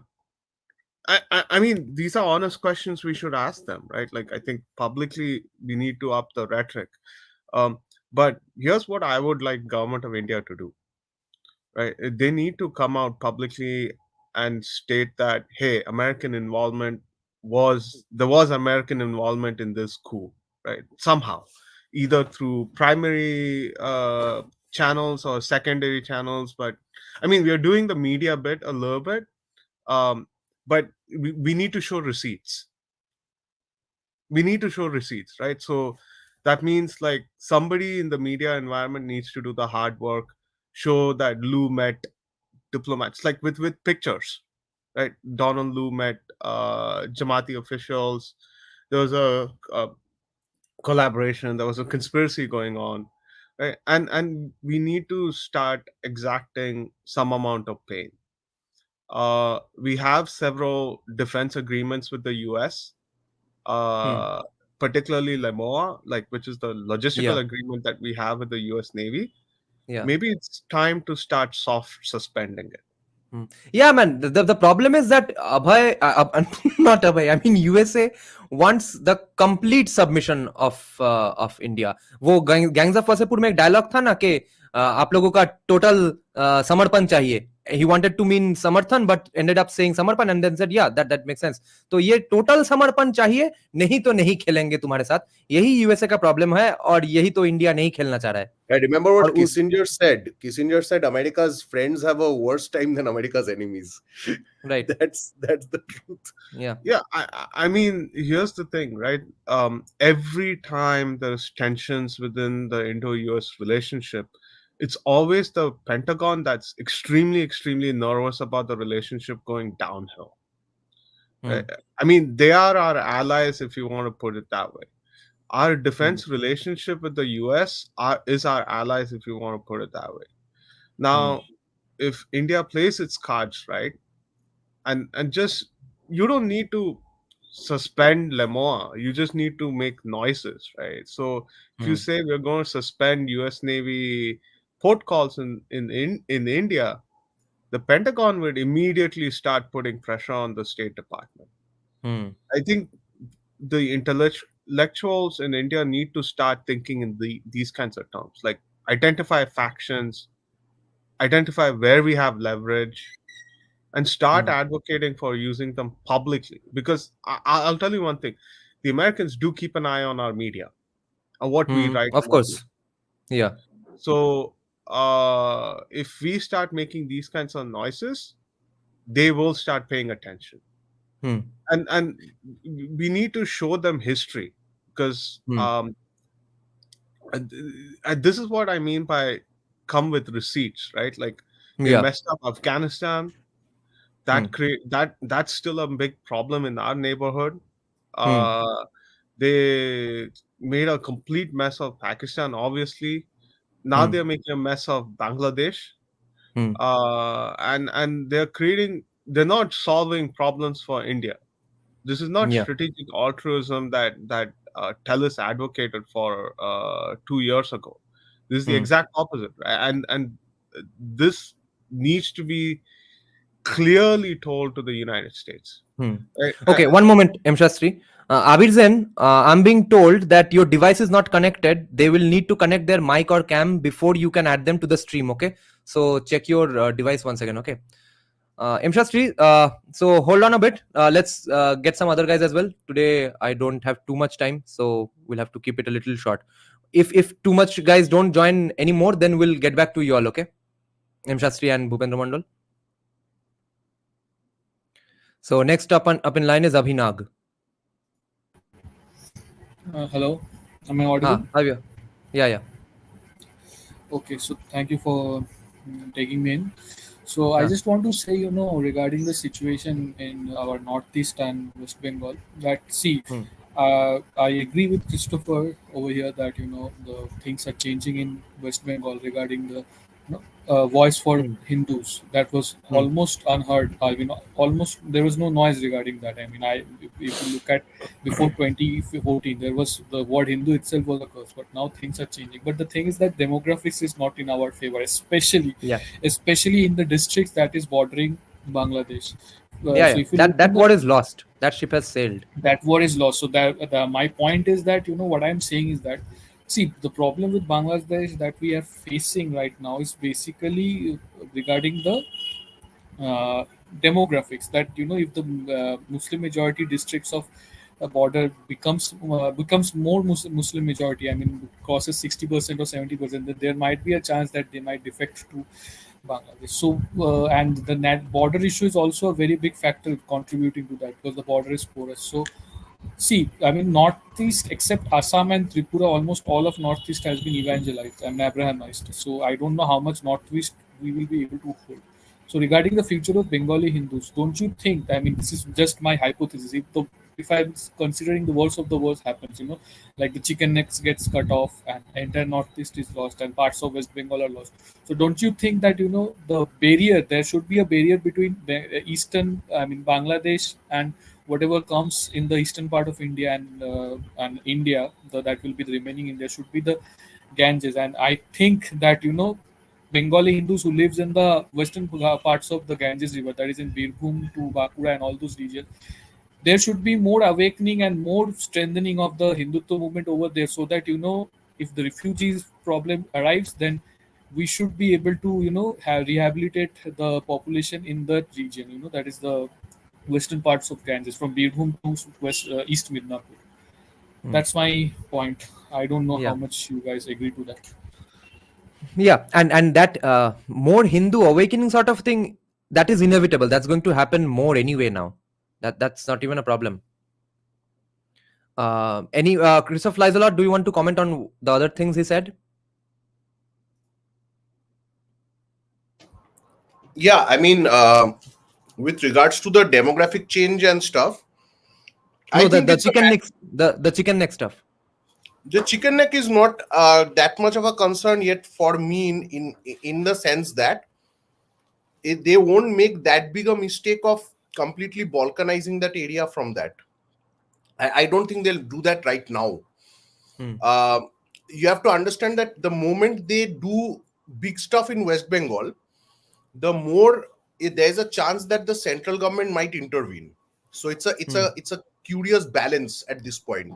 Yeah, Okay. and of course, the Farakka Dam is always our last Brahmastra in a way. Anyway, we can drown No, them. I think the main what we should focus on, I think, is that the fact that because demographic change cannot be altered so easily. What we have to do is we have to now focus on seeing whether voting rights are being adequately given to Hindus, and by Hindus I mean scheduled tribes, scheduled castes, and OBCs who are who are more in number, who are numerically the majority, but who still do not get the kind of electoral representation in West Bengal or other states that you would think. So whether in West Bengal that will help the national cause, in my opinion, and that has to be done in a very clever manner by replacing the present state government. But that must be done democratically. That is my view. Again, what my real view is, I will not put it out in public. Okay. Yeah. So, Yeah, most of our real views can't even be put out in public. Most of our real theories can't be put out in public, and it would actually help our cause if more people started showing their faces and real names in their handles. Okay, if all of you see, no, not one single guy is showing their face here. That has to change. Hindu Some majority people have, country, bro. Hindu majority country. This is yeah, what happens. that has to change. And you see, actually, it might be a way to make you have more saner and let's say sober kind of views. You can't ask for absolutely insane things if you show your face, right? So why don't you try doing it, like for like how you quit cigarette or quit alcohol? Like try it for just on Mondays, or just on the Fridays, or just for 1 week and stuff. See if you can put out your actual name from your actual profile with your actual face on the DP, and then say the stuff you want to say politically, but not maybe in the insane ways that will harm you, or that you think will harm your career and stuff. Don't say those things in those ways. Try it out, because more real profiles will actually help our cause. Okay, next in line is I guess cheap thrills. अरे सबका DP अभी change हो रहा है. Who changed his DP? I can't see. Anand Sridhar changed his DP. Nice. He's already joining this fight. I've been in this fight for a long time. Okay. I just couldn't get StreamYard to do the thing properly. That's why the picture was like still the old one. Okay. So yeah. So Anand, wait. You'll have to wait a little. Okay. We have Sure, someone sure. else waiting in the line. So next in line is cheap thrills. What do you have to say, cheap thrills? Hello, Nirajan. Hi. See, this is not something that has been started by, hello. Yeah. This is not something that has been started by the Americans, okay? Okay. This thing goes way back to the British era. So they basically divided the eastern and western part of both the eastern and western part of India, because they wanted to make India into a landlocked country. Since then, they have been eyeing the northeast, okay? That is why it has been Christianized, because they want to make India have no say in the southeastern areas, which means if northeast is cut off from us, the Bangladesh is gone, we don't have the ports of that area, we do not have direct link to Myanmar, and everything is cut off. That is the case. Now, as far as the Bengali Hindu genocide is concerned, there's a very good book with all the primary evidences known as the Great Calcutta Killings and Noakhali Genocide by Dinesh Chandra Sinha. He was the ex-registrar of the Kolkata National Library. You'll get that PDF of that book. It's actually a very good book, and all the primary evidences are present over there. Like how many Hindus were killed, how many were raped, who were hanged by the hostels, every single thing exists over there. Okay, so this is a very long drawn strategy. It actually started with the British. It has not started somewhere now by the CIA. There was also one expose in the Tehalka magazine somewhere around 2010s that how the missionaries were being used as outposts of CIA in India. And that is why the conversion activity. You can see right now in the Darjeeling belt, the missionaries are very much active. They have converted a few of the Gurkhas as well. So it is a long drawn out strategy of the West, starting with the British. For this, we have to go back to the... Now being taken forward by USA, right? Yes, CIA is just the new MI5. Yeah. MI5 was the olden military intelligence 5, okay? So the Five Eyes, when it was formed, essentially all the India strategy that is currently the US strategy is essentially the leftover strategy of the British. There's nothing new. That is why caste, that is why sati, that is why all these things are being used again and again. Like when you read Sitaram Goel's book, okay, Muslim League, Muslim separatism in India, there you'll also find all that how Hindus were divided into castes and different things. Because everything that we call caste is basically feudalism. It existed in British areas as well. The nobility structure, the gentry, the peasantry. Only in India it has been exploited to this extent. It is a very thought out strategy. You use caste so that Abrahamics can convert, okay? And then they can switch their loyalty over to outside, whether to the Middle East or to the Western areas, from where they can be controlled. It's a strategy to control India, to make sure that she doesn't achieve her potential, to cut off, which is why even in South, when you see, the conversion is always happening in the coastal areas. The fishermen are converted. In Andhra, the Godavari and Kaveri belts are being converted. Always the coastal areas. Have you ever wondered why? The tribal areas, the entire Naxal, that the Red Corridor that was formed, it was the tribal areas. Why the tribal areas? Because they're all mineral-rich areas. They smuggled all the leaves, the woods, and the coal and all. So they're all mineral-rich areas. So where does the money go from smuggling? They fund these same missionaries and all of them. It is a well thought out strategy. Islam is just what you mean. It's something like this. Missionaries are the head who create the atrocity literature. Commies never create the atrocity literature. All the atrocity literature that you see on caste, sati and all, it has all been created by the colonialists, the missionaries. The communists just spread these atrocity literature. And Islam is just used as the sword, which means all the writing and all will be done by the Islamists. You will not see the church over here, which is why even in CAA, you see the money was routed through the churches. That is what and there's one more thing. 1948, this government document will be present that how that when British were leaving this India, they actually all the land that they had given to the Christian missionaries, they actually made sure that all the land stayed with them, which means all the property rights were given back to the missionaries and not to the natives of this land. They still have all the possession of these lands. Third thing, the 175th Law Commission report. 175th Law Commission report published in the year 2000. 175 Law Commission report, page number 5. Okay, second paragraph states that out of the number of Bangladeshis staying in India, in Bengal there are 1 crore 50 lakh to 1 crore 80 lakh in 2000. If you want, and if you have any idea, I can send you the 175th Law Commission report, or you can get it from the net as well. 175th Law Commission report, page number 5 of the PDF, of the document, not the PDF, of the document. Page number 5, second paragraph. 1 crore 50 lakh to 1 crore 80 lakh Bangladeshis live in India, with 54 lakh living in West Bengal, with 40 lakh living in Assam, 8 lakh in Tripura, 5 lakh in Rajasthan, 5 lakh in Maharashtra, and 3 lakh in Delhi. And it was the time when Rohingyas had not entered the scene. It was only Bangladeshis. So we are actually in a great soup, because we are not being attacked by one particular religion. We are being attacked by a trioca of the communists, with the missionaries being the head. Cheap Thrills, I guess internet went away. No, she's still here. What happened? Hello? Yeah, we can hear you. Yeah.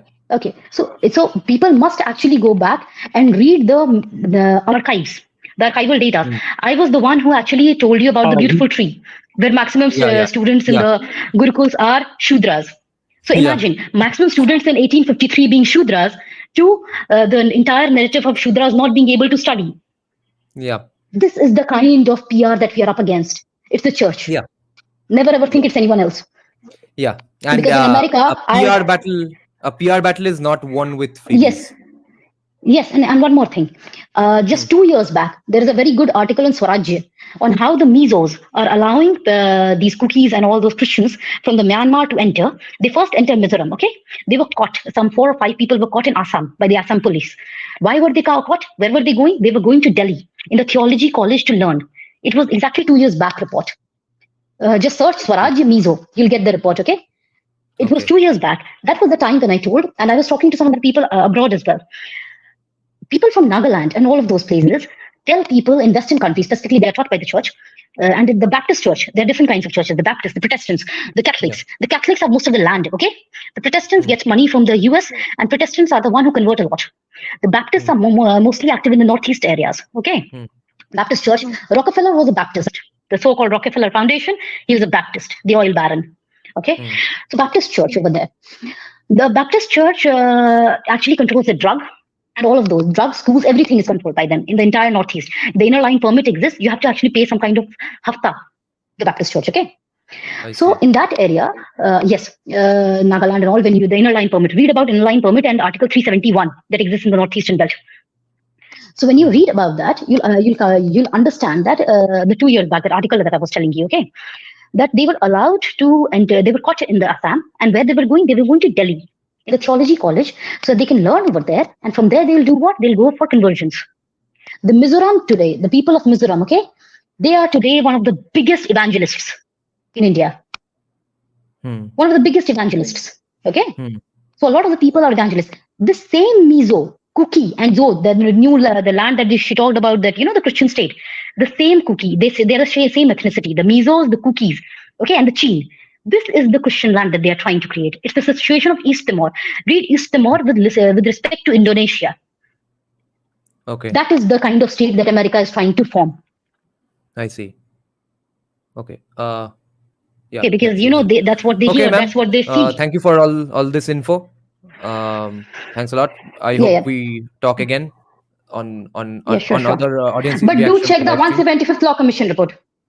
Yeah. That was an insane piece of trivia. Thank you, ma'am.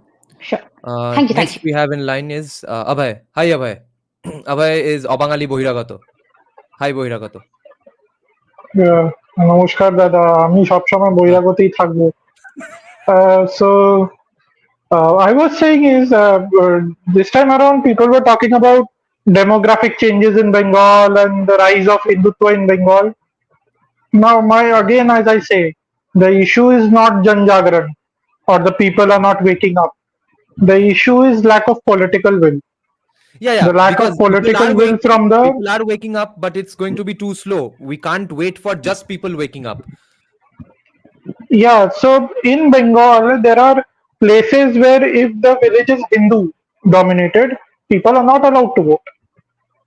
So how do we Yeah. solve those issues? So one reason why BJP cannot come to power is that voting does not happen freely in West Bengal. It's Yeah. not just about the demography. Yes, demography is an issue.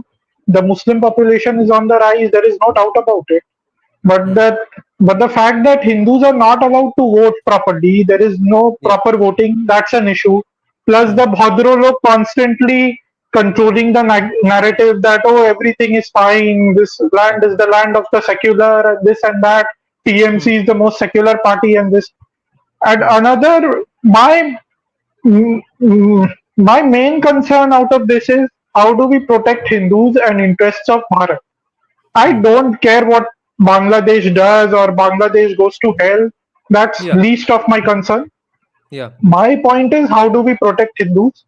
Because Hmm. I'm pretty sure while TMC may extend support to the central government on the outside, on at the ground level, their leaders will try to prevent Hindus from coming into West Bengal and settling down here and getting voting rights because it goes against their political interests. They Hmm. won't allow Hindu population to increase in terms of the vote bank. So Yeah. And how remember can the one person we spoke to on our podcast from Assam.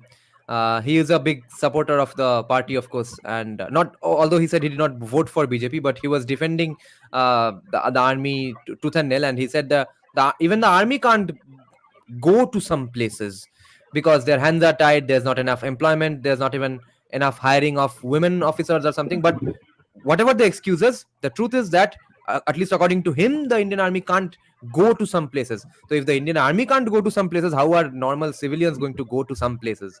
So yes, that's an insane problem at the moment.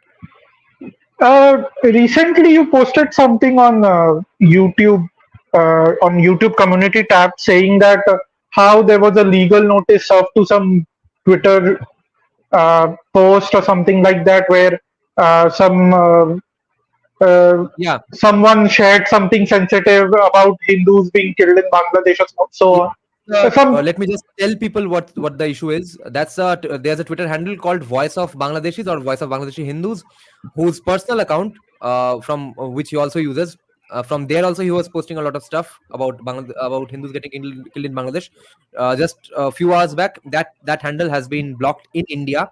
Now the message that Twitter has sent but to him is that the government of India has asked him has asked them to block that account. Right now, I'm being told that if a state government asks them to do that, even then they mention it as government of India. So if it's any government in India, any kind of government in India, that's government of India. So it might not be the central government.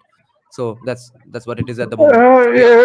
uh, could be, but Hmm. I've seen Muslim ex-Muslim channels also being blocked in India. So I see. I will not be surprised if there is someone from the central government doing this because our I see. bureaucracy is very leftist, Hmm. Islamophilic. So Yeah. I'm not very surprised. Yeah. We Because have they were, yeah, in go on. enormous levels of systemic problems. Yeah. Even Modi government is very soft when it comes Hmm. to those problems. You saw what happened with Nupur Sharma case also. Hmm. So Hmm. when it comes to handling these PR problems, I don't think this central government is well equipped to do that. Hmm. Also, Cheap Thrills was talking about the atrocity literature and how the Hmm. churches have spread that atrocity literature. It's hundreds of years of conditioning that we Yeah. have caste, we have dowry, we have sati, we have this. Though caste is not a specific Hindu problem, but Yeah. the way it is treated is that it's a specific Hindu problem. So Yeah. Hindus are specifically demonized Hmm. for that oh they have created something along the lines of caste and our Indian state has done nothing to oppose that narrative in these 70, 75 years.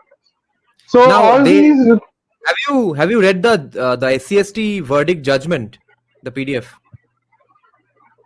I haven't read the judgment, but I know that they have allowed for the creation of subcategories Oh, of. but the justification they have given is on academically speaking pretty flimsy grounds. Okay, now you know me that I am absolutely against reservations, no matter what, no matter how much your ancestors were oppressed. You don't deserve a reservation today.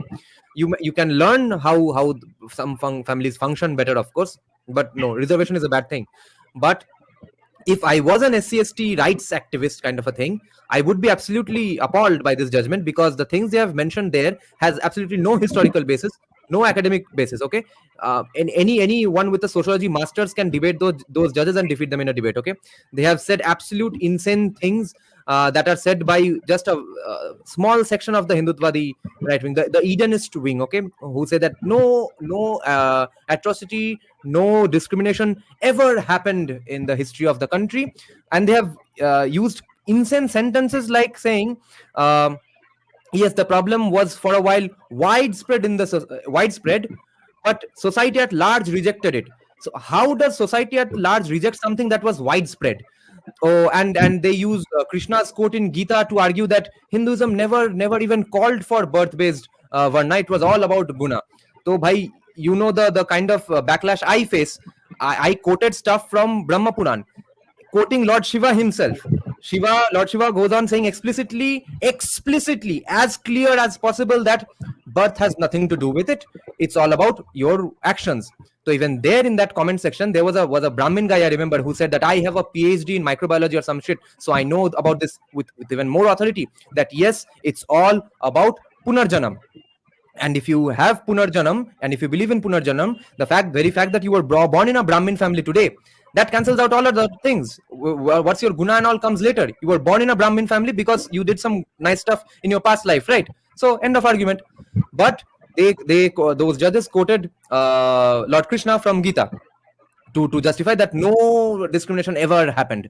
So you see, not only are we not creating narratives, we are creating flimsy narratives on the backs of judges who have no training in these matters, who are just waiting for stuff to fall apart again. We are then waiting for stuff to fall apart again, because let's say this judgment was an overturning of a previous judgment already. So if now an eight judge bench or a 9 judge bench again looks at this and has some sociological training, we are screwed again. But what is this about? Are they saying that Hinduism does not discriminate people on the basis of caste? It somehow originated. They have come up with a completely Abrahamized, Christianized understanding of Hinduism. Because what is the reality of a society? That there will be hierarchies and there will be caste-like structures and groups, right? They are saying that Hinduism believes in such equality, and not just equality of opportunity, economic equality. 2-3 bar focus किया है, which is an absolute insane view again. And therefore, it's possible that Hinduism can ever come up with an evil thing like casteism. Brahmins were not allowed to accumulate wealth.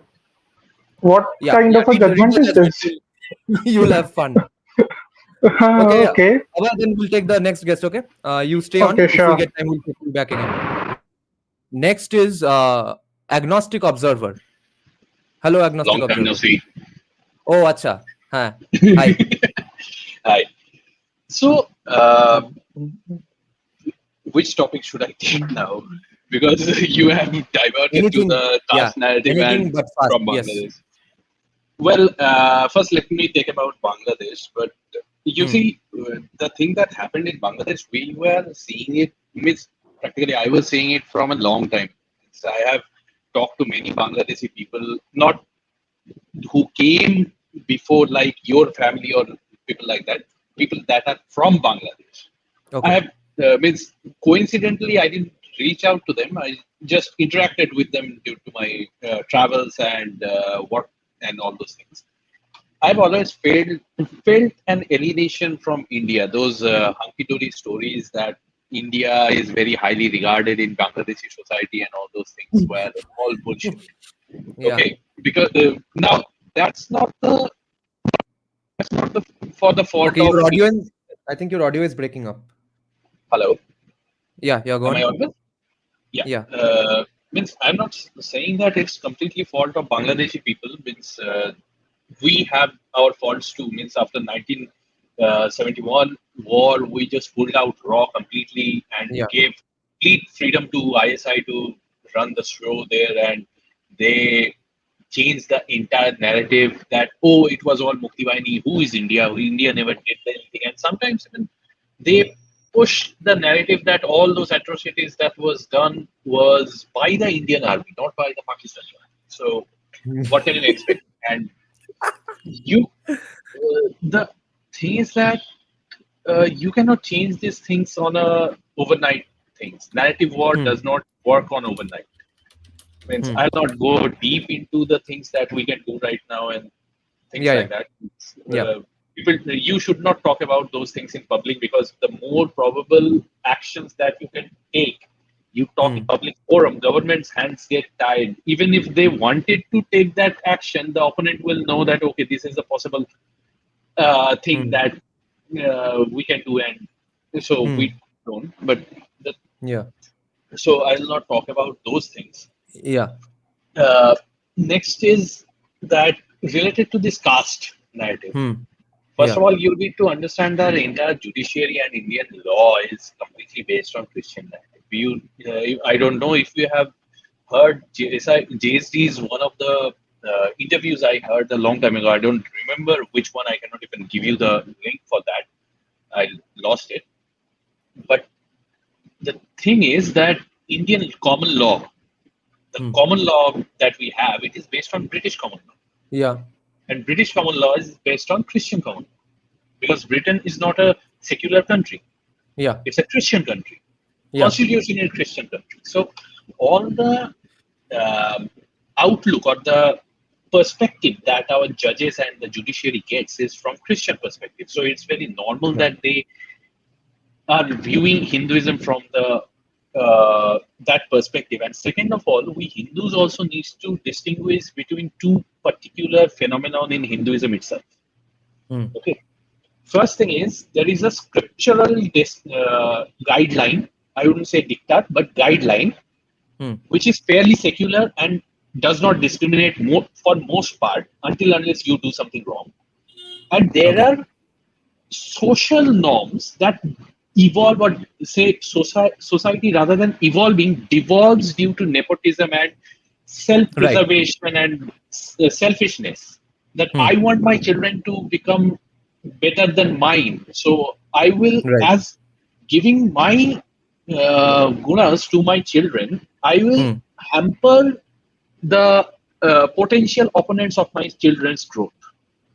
Right, growth of the potential opponents of my children. So this kind of mindset is actually animalistic mindset. Although Hindu text and the rishis have always said that do not indulge in these things, but it's very natural for society to get into those phenomenons, and that's why you see Chanakya talks about that Raj Dharma. The Mukhya Raj Dharma is to strive away Matsanya from the society. This is Matsanya. I am a big fish. I want my son to become a big fish. Right. So that's it. Yeah. So that's the job of the state, to continuously strive to keep it away. Yes. Make education and those things. And look, Hindu society maybe currently we are talking about this on a mass scale, but don't. I means it, but I would tell to others that don't expect things to happen overnight, because you see, this idea of ahimsa and this idiotic thing that you have to be passive and put your turn the other cheek. if you turn the other cheek, and those kind of things. This is not actually, to be honest, very Christian. It has been in our society since the Buddhist, Jainist, and Vedanti things. Although the core texts do not talk about it, but their disciples over time continuously focuses on these things. Because we were not facing. One thing was that after, if I talk from the scriptures directly, then after Mahabharata, there was a huge amount of fatigue in the society for war and violence. That changed the mindset of the major society that, oh, you should not be violent, Bali Pratha, take Bali Pratha out of Vedic Jagnas and all those things. Means people will say, oh, Ved never had Bali Pratha. Oh, then Janmajaya's, the Sabha that took place under Janmajaya's Raj Sabha was for show, right? So they were discussing whether Bali should be there in, you should do Bali in Jagna or not. So that's for show. Those kind of arguments will comes. So anyway, so there it took a long time to make us like this. So it will take a long time for Hindus to get out of it. Today you but we have to be impatient with the actions. We have to be patient with the results. If we try to become patient with our actions as well, that's where I think the problem with the Hindutva society lies. They are patient with everything. They are patient with actions. They are patient with Narendra Modi. Everyone is a politician themselves. What is politically feasible, वो mass भी follow कर रहा है. क्या अजीब बात है. Everyone is coming up with their insane demands, and the politicians are tweaking their policies according to those voting blocks. It's only the Hindutvatis who are saying no. Actually, ये मोदी से नहीं होगा, तो हम कुछ और ही demand कर लेते हैं. What the fuck? Nirajan, actually, the problem is that we have taken Rabindranath's that song very to our heart very much. আমরা সবাই রাজা, আমাদেরই রাজার রাজত্বে.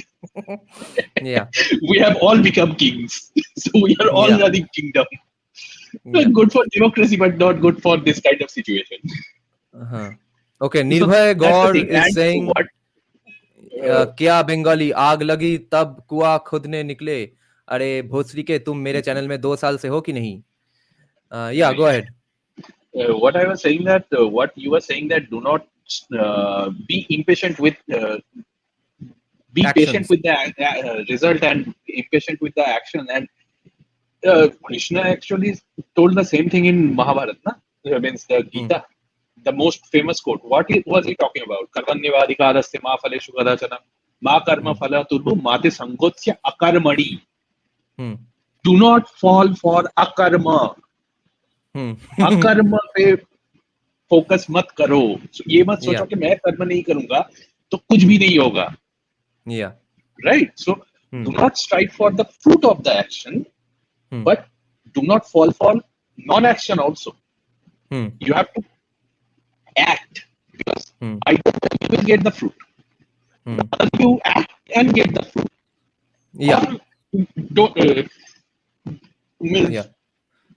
Wait, your internet is breaking up again. Wait, we'll get back to you later on again, okay? Okay, sure. Let's discuss some Bangladesh again. Okay, next in line is Anand Sridhar. Hi, Anand. Oh, hello. How are you doing today? Yeah, great. Okay, so I have a theory. I don't know, maybe you could validate this. I put in the chat as well. I think personally, I do agree somewhat with the lady before. She was, what's her name? Cherry? Cheap Thrills. Cheap Thrills, sorry, my bad. No, so you understand one thing about the Western world, right? Their entire existence has been to create colonies. You look at every single one. Greek colonies, Roman colonies, is the way they interact with the world. It is not, and colonies are not the kind of colonies that India would create. For example, the Indians did create colonies, right? But what do? They embedded their artisans, they embedded their craftsmen into multiple places in the world. They created stable trade routes with those regions, and they left them to govern themselves. So the idea was mutually beneficial society. That is the reason why, even if you look at the Thai people from northern Thailand, northern China, when they moved into northeast, they brought in Hindu Brahmins because they realized that symbiosis is possible. Right? They integrated that culture with their own and created a new composite culture. But if you notice how the Romans, when the Romans took over Britain, they wiped out the pagans. Correct? So that is where you see the start of even the Roman Empire themselves. Christianity is nothing but a Roman cult. It was a cult that was formed in the streets of Rome in response to the repression of the so-called state. And what did the head Romans do? They basically co-opted that into, they're like, okay, let's kill all of the pagan things where they're weak. So we'll basically get this in. The same thing is happening even in India. What they're doing, and they did the same thing even in the Americas. They took the Native American religion, they infused Jesus into everything that symbolized Native Americans, and they basically made them all Christian. But still with Native American names like Short Hawk, Tall Feather, they give them a semblance of their local culture, but essentially it is basically Christianization. It's not an it's not that conversion is even more effective. Yes, exactly. It's more nefarious, right? And what the second thing is, for me, I think we are focusing too much on Bangladesh because I think you made a joke about the pool, and that pool is, we don't have to make the pool. That pool is coming. Because you realize Bangladesh is some of the most low-lying land in the world, including similar to Maldives. And when ice caps are melting, it's going to definitely melt. Russia is going to take advantage of the northern ice caps. When it melts, majority of Bangladesh is going to be underwater. Yeah. So will be Kolkata, Mumbai, everything is going under. No, but we will be able to manage it. My point is, Bangladesh will be so poor at that point of time. Yeah. They will not be able to create infrastructure. Like Holland was able to create. The Netherlands basically has been able to handle that like water level increase for many like generations, right? Bangladesh will not be able to handle it. Our critical worry is not what happens in Bangladesh. What happens is people displaced by Bangladesh.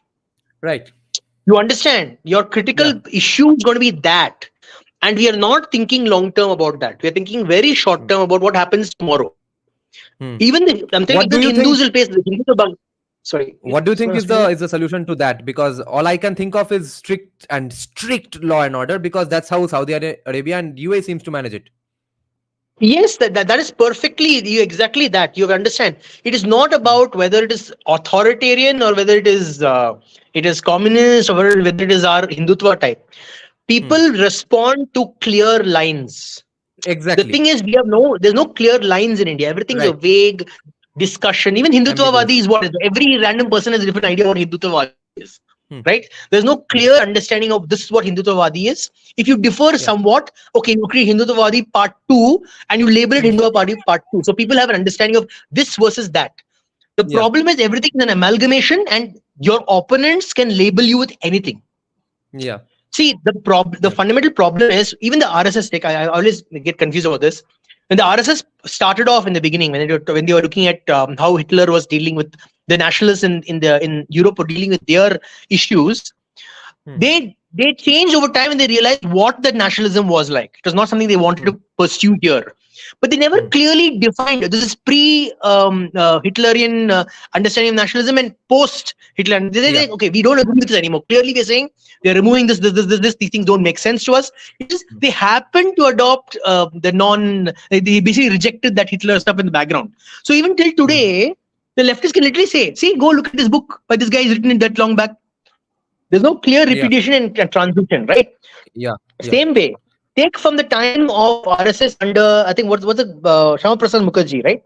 Was he RSS guy? I can't remember. The Hindutwadi under Shama Prasad Mukherjee. It is so different. Vivekananda also, it's so different because that clear delineation is not happening, right? Yeah. The same thing is infecting even the Congress of today. The Congress of today, same things happen. There's no clear understanding of what is the nationalism. The confusion that commies try to create is that they conflate bad governance with good governance in a way that what we as libertarians are saying is that whatever is the law that you have to execute as absolutely. How much do you plan to do with the law? There we have a debate. We are not saying that because I'm libertarian now the police should not work. No, the police has to arrest. The police has to beat up protesters. It's an idea of the Chanakyan state, if that is what you mean. Yeah, it's a little more complicated. No, it is more of his understanding of a pragmatic state. It's not just a libertarian state.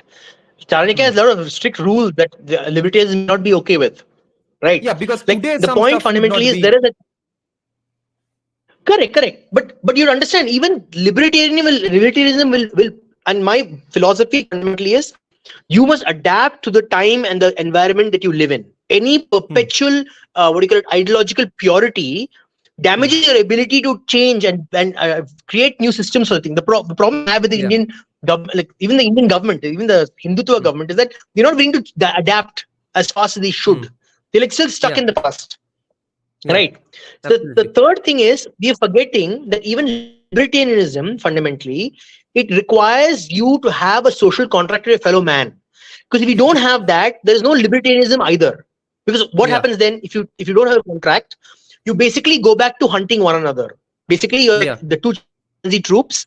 One chimpanzee group decides that I'm going to hunt you and I'm going to go after you and take your land and kick your ass. But that's not libertarianism. Libertarianism is within the social contract that one has with your fellow man. But that is the smallest possible social contract, saying this is the state we have defined. This part of the state will protect us from attacking each other.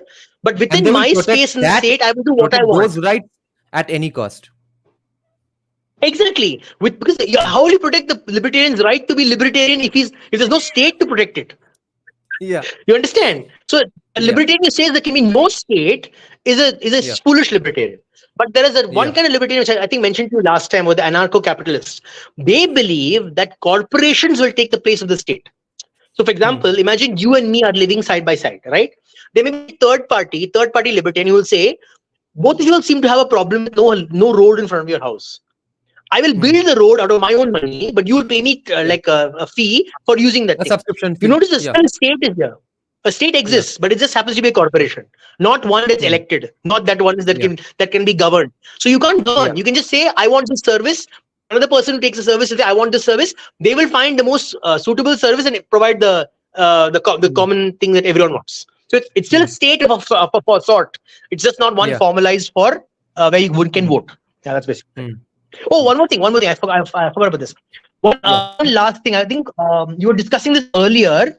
I think with respect to Singapore. Yes.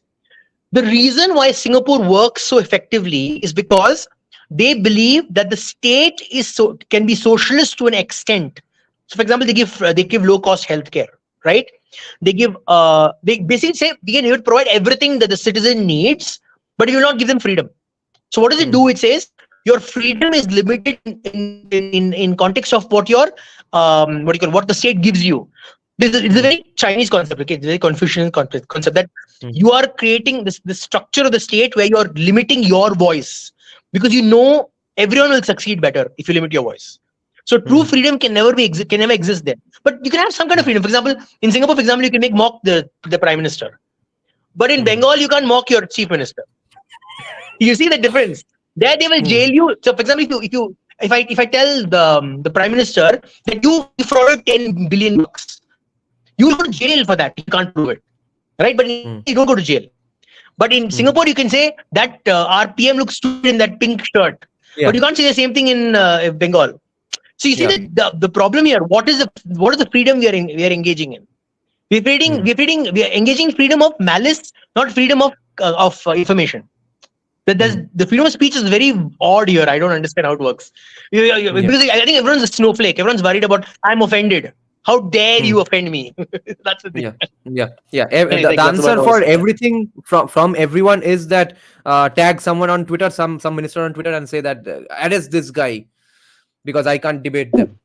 I'm sorry. This reminded me. Sorry, I now remember the actual. Okay. This is about the Christian converters in the world, right? I have been people try to convert me since I was a young kid, like 2-3 years old. I literally went to a Baptist high school in Bombay, okay? And so I can sing you gospels, right? But why did I not get converted? Throughout historically, where everyone's tried to convert me, and the reason is because if you're raised in an environment where your critical thinking is prime mover in your life. So you're not just following someone for the sake of following him. Your critical thing is, you can literally beat Christian propaganda. It's very easy. The problem you Tamil Brahmin? India is so beautiful. Yeah, I'm Tamil. I don't call myself Brahmin. I'm a Tamil Iyengar. By Tamil Brahmins are a different breed of human species, okay? तुम जैसा critical thinking होता नहीं है for some reason. No. होता है. I don't disagree with this. Yeah. But my point fundamentally is write some books on parenting. No. our parenting has a lot of problems as well. I can tell you, write a list of the problems in our parenting. But I'm talking about the environment that we live in. Critical thinking is so important because feudal societies are very susceptible to Christian proselytization. Feudal societies, collectivist feudal societies are very susceptible because what happens is all you need to do is break that one spine, the entire society falls down. That is why they didn't target the Northeast just because it is a perfect place. Also because they found the weakest, because it's an extremely feudal society, extremely tribal society. Easy, if you break one spine, everything else cracks. Same thing in Africa, same thing in North America and Central America. Because you just have to break that one spine. The reason Hinduism didn't break is because it's so many spines. It's like spine after spine after spine. Absolutely. But after the Mughal empires, like it almost like it made our society very, what do you call it, homogeneous in a way. There was a lot more diversity in Hinduism before the Islamization of India. Okay, but once the British came and found this homogeneity in our thought process, it was way easier to break us down. Because think about it, right? I think you guys have the surname Ghosh in Bengal, right? But the same Ghosh may be a different caste in Jharkhand, maybe different caste in Odisha, maybe different caste in Bihar. Because the blasé thing that the British did was, oh, it's Ghosh. Let me just brainwash all of them to say that Ghosh is this particular thing. They're this particular caste, this particular varna. Right? Same thing in South India as well. They went around saying, oh, this last name, because they had no butler, they had booker. They also had caste basically. What is the booker, butler, how did it come down? Because the butler married a butler, a booker married a booker, a shoeman married a shoeman. And in the end, at some point, it was not fashionable anymore because World War III came and booker was near you, another booker, and they all were getting blasted apart. So that's why they didn't marry bookers anymore. Not because they're like, oh my God, we are so enlightened, we don't have caste anymore. Okay. It's because their society was so blasted into smithereens that they had no option but to adapt. But interestingly, if you notice, North American aristocratic families always married among other aristocratic families. Literally, there are books by the name of caste in America. Yes, exactly. But the problem is we have not done our research. Indians do not do our research. Even the intellectuals in our country, the ones who speak very good English, do not do the research. And for me, it frustrates me when I hear another person I got this great accent, and I'm like, I have not done research. And our mysterious sociologist is the only one who has done some research on this. He's drawing upon works of Declan Quigley, Nicholas Dirks, and stuff. Hope he. I loved your book reading, by the way. They make a lot of sense. Thanks. Yeah, thank you.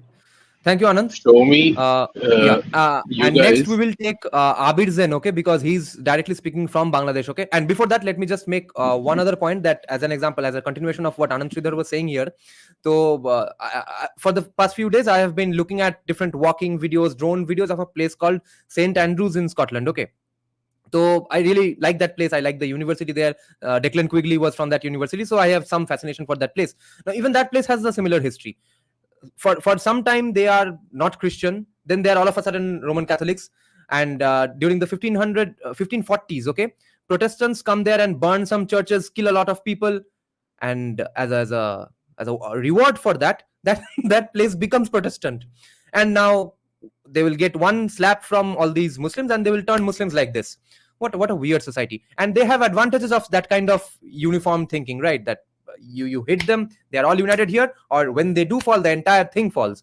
So that's why the law and order is always going to be easier. Social welfare is going to be easier. Bad incentive structures are not going to happen that easily. So that kind of a society has its advantages and disadvantages. So yes, Abir Zen, what's up in Bangladesh? Am I audible? Yeah. I would right now the law and order there is no law and order. The police are running away from people because mic টা একটু সামনে কাছে নিয়ে নাও হ্যাঁ আচ্ছা হ্যাঁ তো should I speak in Bangla, English or Hindi? No, English would be better because lots of non-Bengali people are here. Yeah, so police are running away from people and they are in their barracks. They are actually fighting a war with Bangladeshi people because people are like killing in spree and many police stations have been burned. So in that situation, and army is also in fighting in this situation. So in this situation, we are left on our own, And in this situation, we like many people are like posting in Facebook that they are guarding temple. I mean, we are in a pity situation that we have to support them. Otherwise, there is no way. Like, this is a demographic game. Okay. So, if they don't come, in many areas, there are less Hindus. So, how will they able to protect those temples? Like, where I live in area, this is like a Hindu majority area.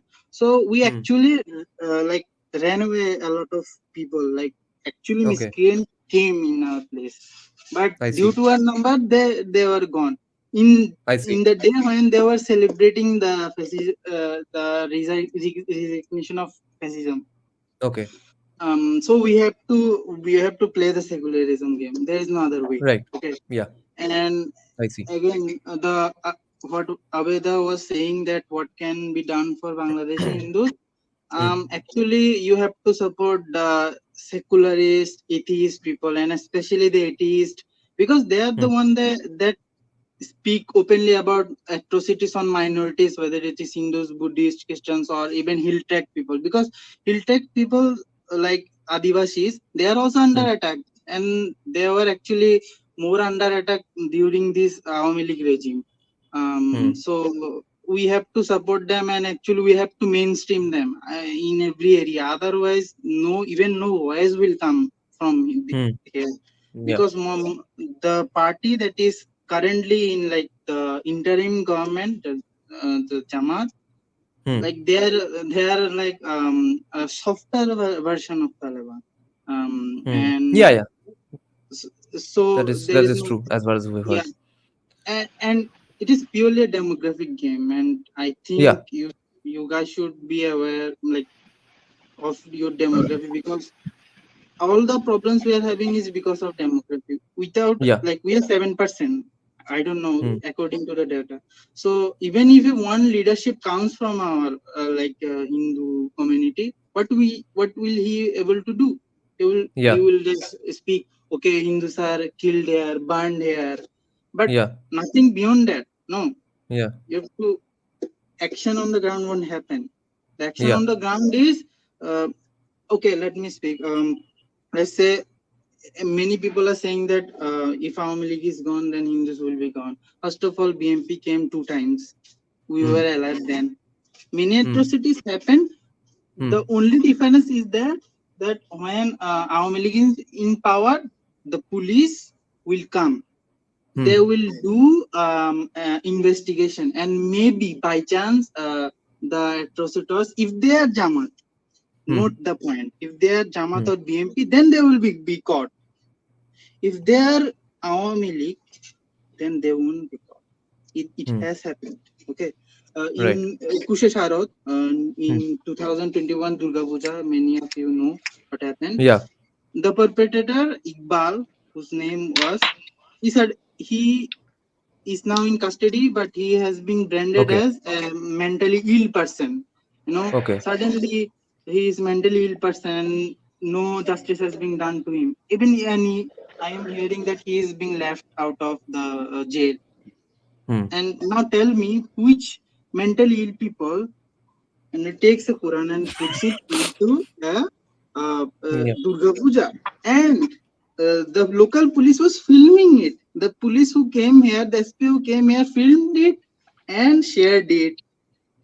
So look, you may get someone like Sheikh Hasina. Look, Sheikh Hasina is truly pro-India. No one is as close as pro-India like Sheikh Hasina, because Sheikh Hasina was practically saved by India. Like after her father's death, India saved her. India safeguarded her. Even so you won't get a leader like that. It's a like loss for the Indian geopolitical thing. Also, okay, Abhirzan, thank you for informing us, and we have other guests as well. We'll take you back again if other people are not there. Okay. Okay. Yeah. You guys are talking about this. Thank you for talking, because if you guys don't talk about it, like the perpetrators will anyway get away. But if you talk, at least some point will be made. Okay, these guys are like the victims. Even that is enough for us. Yeah. I have a By the way, question.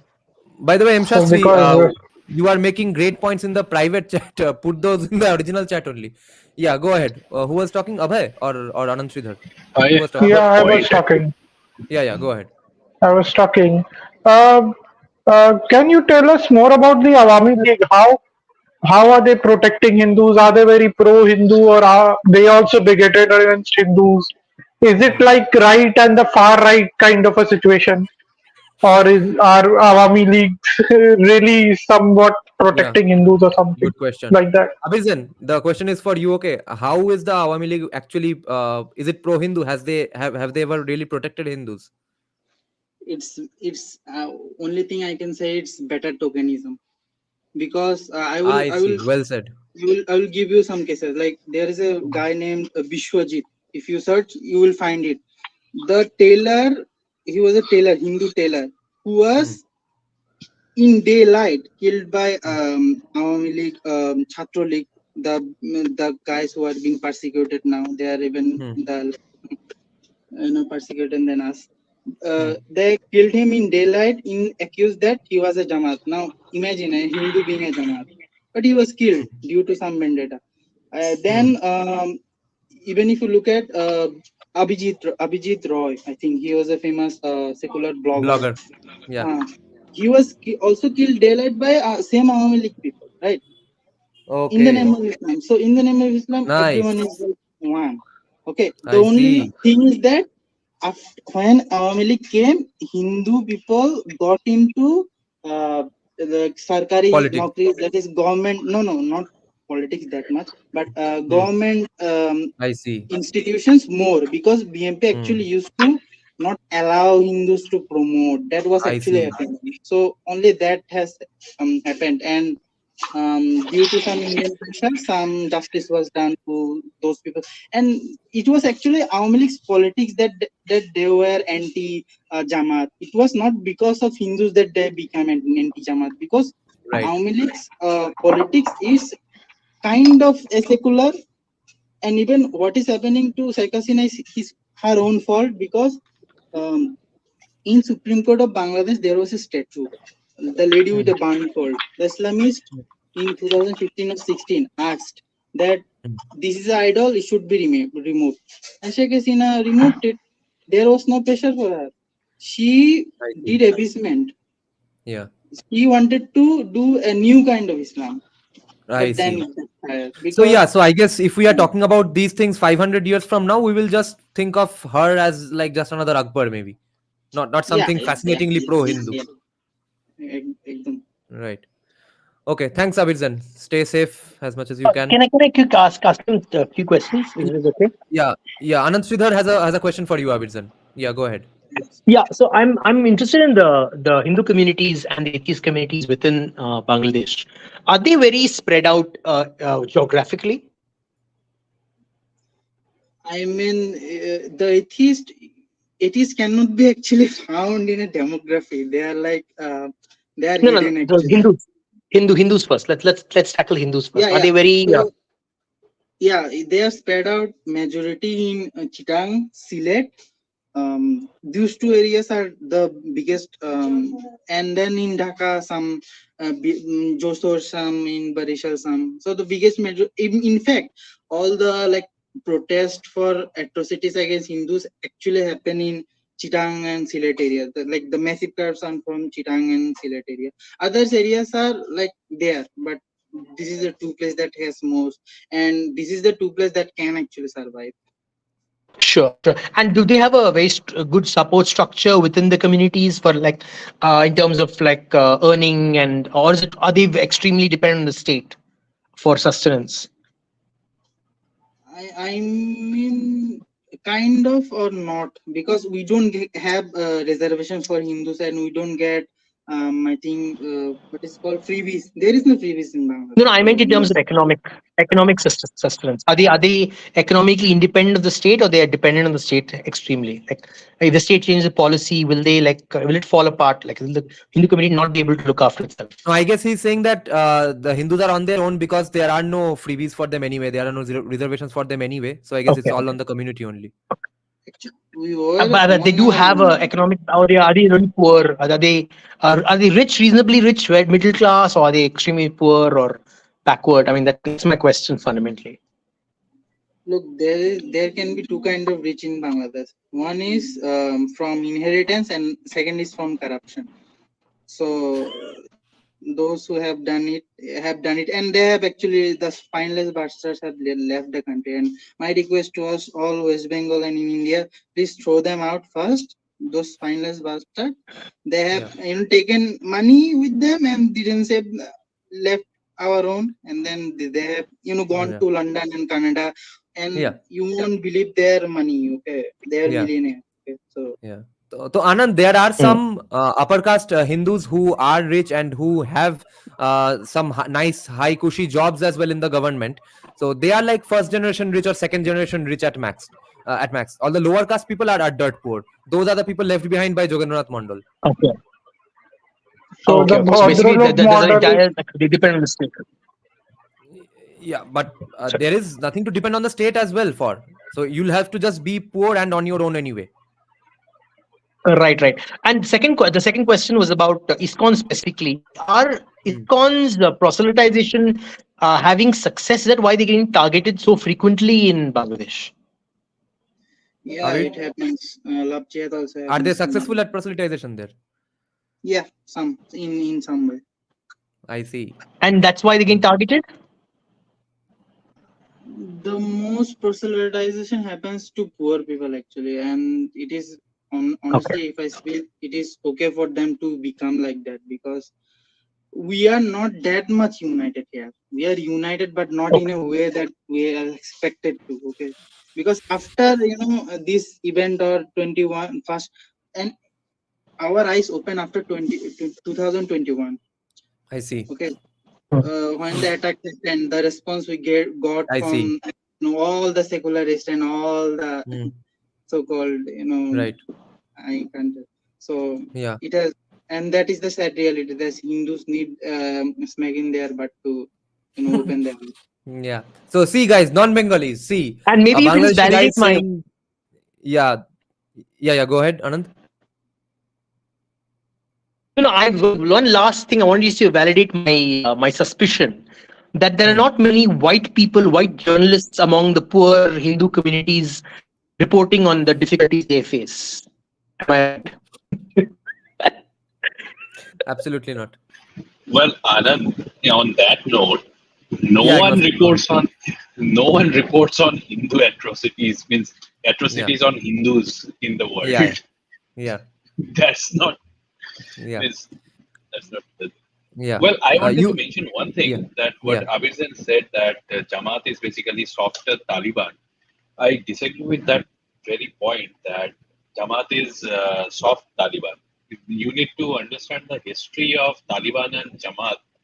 The organization is basically used to be called Jamiyat-e-Ulama-e-Hind, which trifurcated into three parts: Jamiyat-e-Ulama-e-Pakistan, Jamiyat-e-Ulama-e-Bangladesh, and Jamiyat-e-Ulama-e-Hind.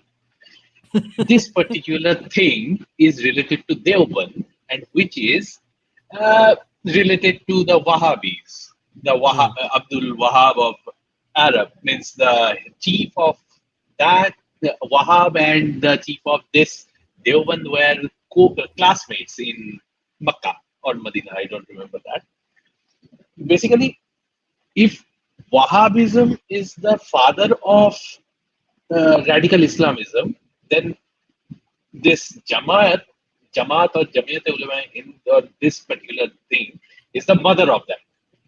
So, means who are constantly having orgasm regarding Bangladesh. Yes, they must be sent to Bangladesh. Okay, next, who is in line? Nandish. Yeah, hi Nandish. You've been waiting for a long time. Are you still here? Yeah. Hello. He's here. Hi Nandish. Yeah.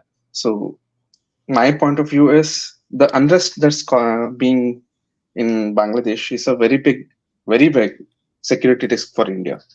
Yeah. There are many reports of Rohingya and Bangladeshi refugees or migrants have reached southern cities as a replacement for cheap labors. And there are syndicates on both sides with the help of local politicians that are profiting off of them, that are literally trafficking the people from there to extract cheap labor from them. This will become a very big security risk. It's not like we didn't have any refugees, or we have multiple refugee camps from Afghan and Tibet. It's not like we didn't have this issue before, but the issue here is we have a shared ethno-linguistic state with Bangladesh, so they are easier to mingle with the population, and it'll be difficult for other states to differentiate them, and they'll have fake documents, and also it'll be tough for the local governments, also the state governments and other machinery. I mean, why don't we have a camp or like any structure into this issue, migrant issue? Because of the myth of majoritarianism, I think. Because everyone has everyone in the government who is not part of academia has been told by people in academia that, remember, no matter who is the population, no matter who is the minority, the majority is a threat. You have to create your policy according to that. It does not matter that this majority has never attacked anyone. It's a major problem of the majoritarian myth. I just want to add a little bit to it. We also don't have dignity of labor, right? Can I add a point? Because Sure, I yes. see people hire these Bangladeshi laborers. Wait, Abhirzan, wait. Let M. Shastri finish his point. Because people hire these Bangladeshi laborers because people really don't do the jobs that they want to do, right? Like construction, for example. Like there is 55,000 vacancies in construction for just one company, L&T, in India right now. Nobody wants to take up those jobs, right? Because it's not honorable enough, it's not sexy enough, it's not whatever you can put it, right? As long as we have these kinds of job shortages, like these are good jobs. A construction job is actually a pretty darn good job. We will keep facing issues of Bangladeshis or other immigrants taking over them. Yeah, like that will go away only once this existent casteism is gone away. And by casteism, I mean obviously statusism. But what we have today in the name of casteism is not even real statusism, because real statusism will go on the way it's going on in Tollywood. But there's the fake play acting, fancy dress competition sort of statusism that's a remnant of the previous status groups. They are still going on. So because of that, we can't have dignity of labor at the moment. That has to go away first. But the construction job at L&T has nothing to do with caste, right? It is just people. The dignity that you say society lacks. That's because of caste. Yeah, that's for sure. But like L&T is still a reputable company. They have only the people are being forced to not follow their caste. A few days back, on 2-3 days consecutively, some Brahmins delivered food to me on Swiggy, and some of them even replied to me in English that I threw them a bag down and it went up to me, right? And they said, "Thank you, sir, it's done." So I was absolutely flabbergasted. So imagine how much of a job loss it has happened in West Bengal, that not only Brahmins, educated Brahmins, and one of them was a girl. So and she was properly decked up and stuff. So people from absolutely good families are also having to do these jobs. So that's how casteism will die. Oh yeah, just one more thing. I just want to get this message through. If there are any Bangladeshi Hindu diasporas listening to this, please join your local Hindu organizations, right? In North America, there are two organizations, Coalition of Hindus in North America and Hindu American Foundation. We got a bunch of Bangladeshi Hindus. We worked with politicians locally in North America, and we got them to recognize the Bangladeshi Hindu genocide. Without people like you participating and being part of the political process, we can't move the needle anywhere. And this is very important for the diaspora to actually start participating. Go find these organizations. We can help you get in contact with them. Start giving testimonies, because here's the thing, right? Unless we move the conversation in DC, these kinds of interferences will keep happening. like you literally need to change the perspective in Western capitals. So the diaspora participation is very important. Yeah. Thanks, M. Shastri. And then, Bhai, go ahead. Just a point. This dignity of labor issue, if you listen to the last few podcasts done by Ajit Bharti on UPSC and the obsession with government jobs, and that also is a thing you can connect to. Also, I had a question from Abir Zen, that is, which parts of Bangladesh can India aim for to integrate within India so that Hindus can be protected? Please answer at your own risk, if you want to. Talk about this kind of things on public forums. Okay, first of all, what was said about Let's not give away the Indian Army's foreign ministry's game plan completely. Okay.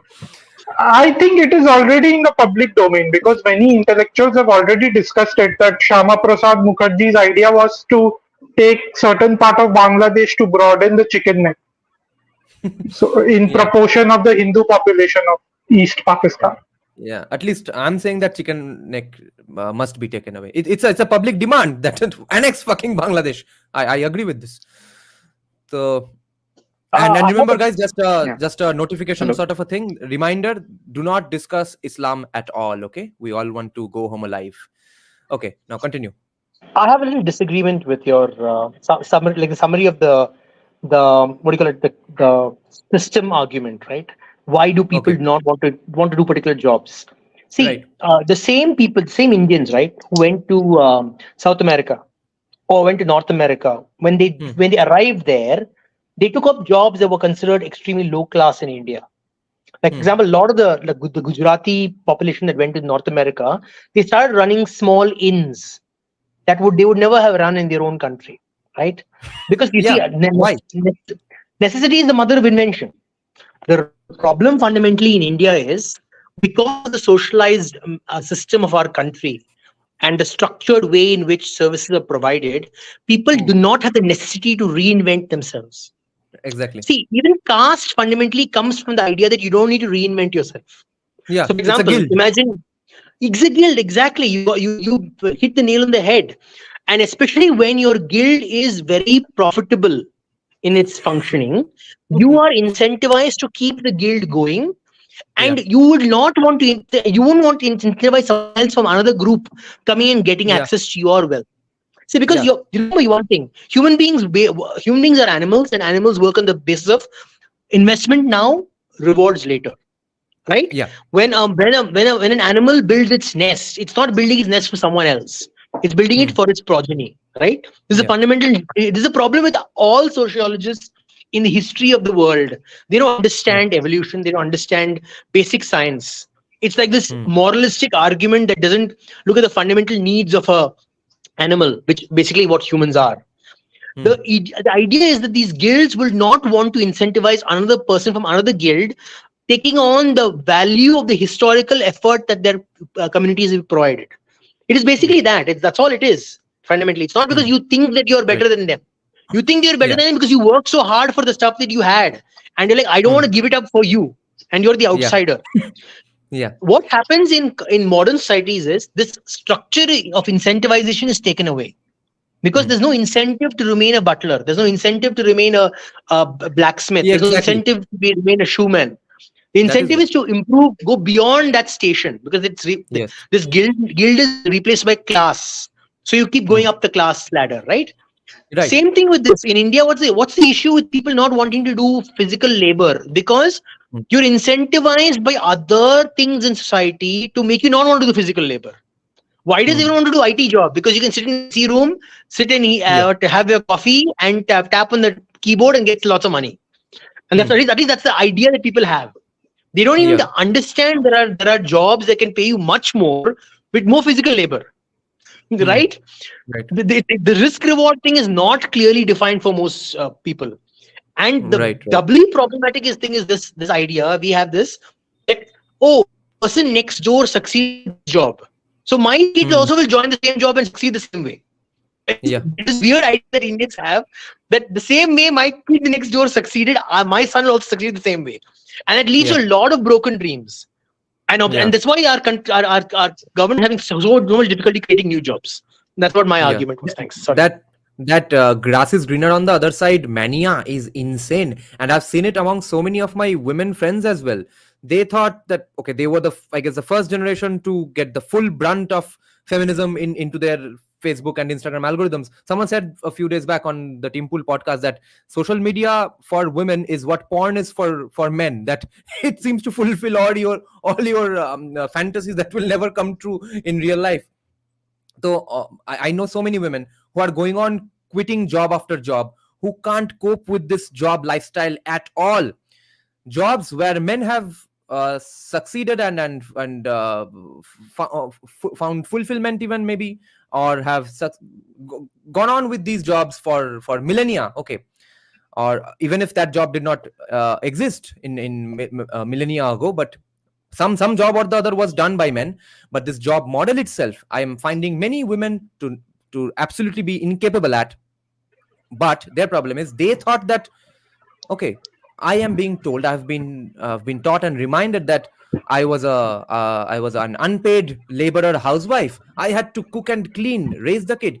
My husband was having such a nice time in the office. I'll just go there and have a nice time. Oh, lo and behold, it's not a nice time in the office. So it's just that grass is greener on the other side mindset, I think.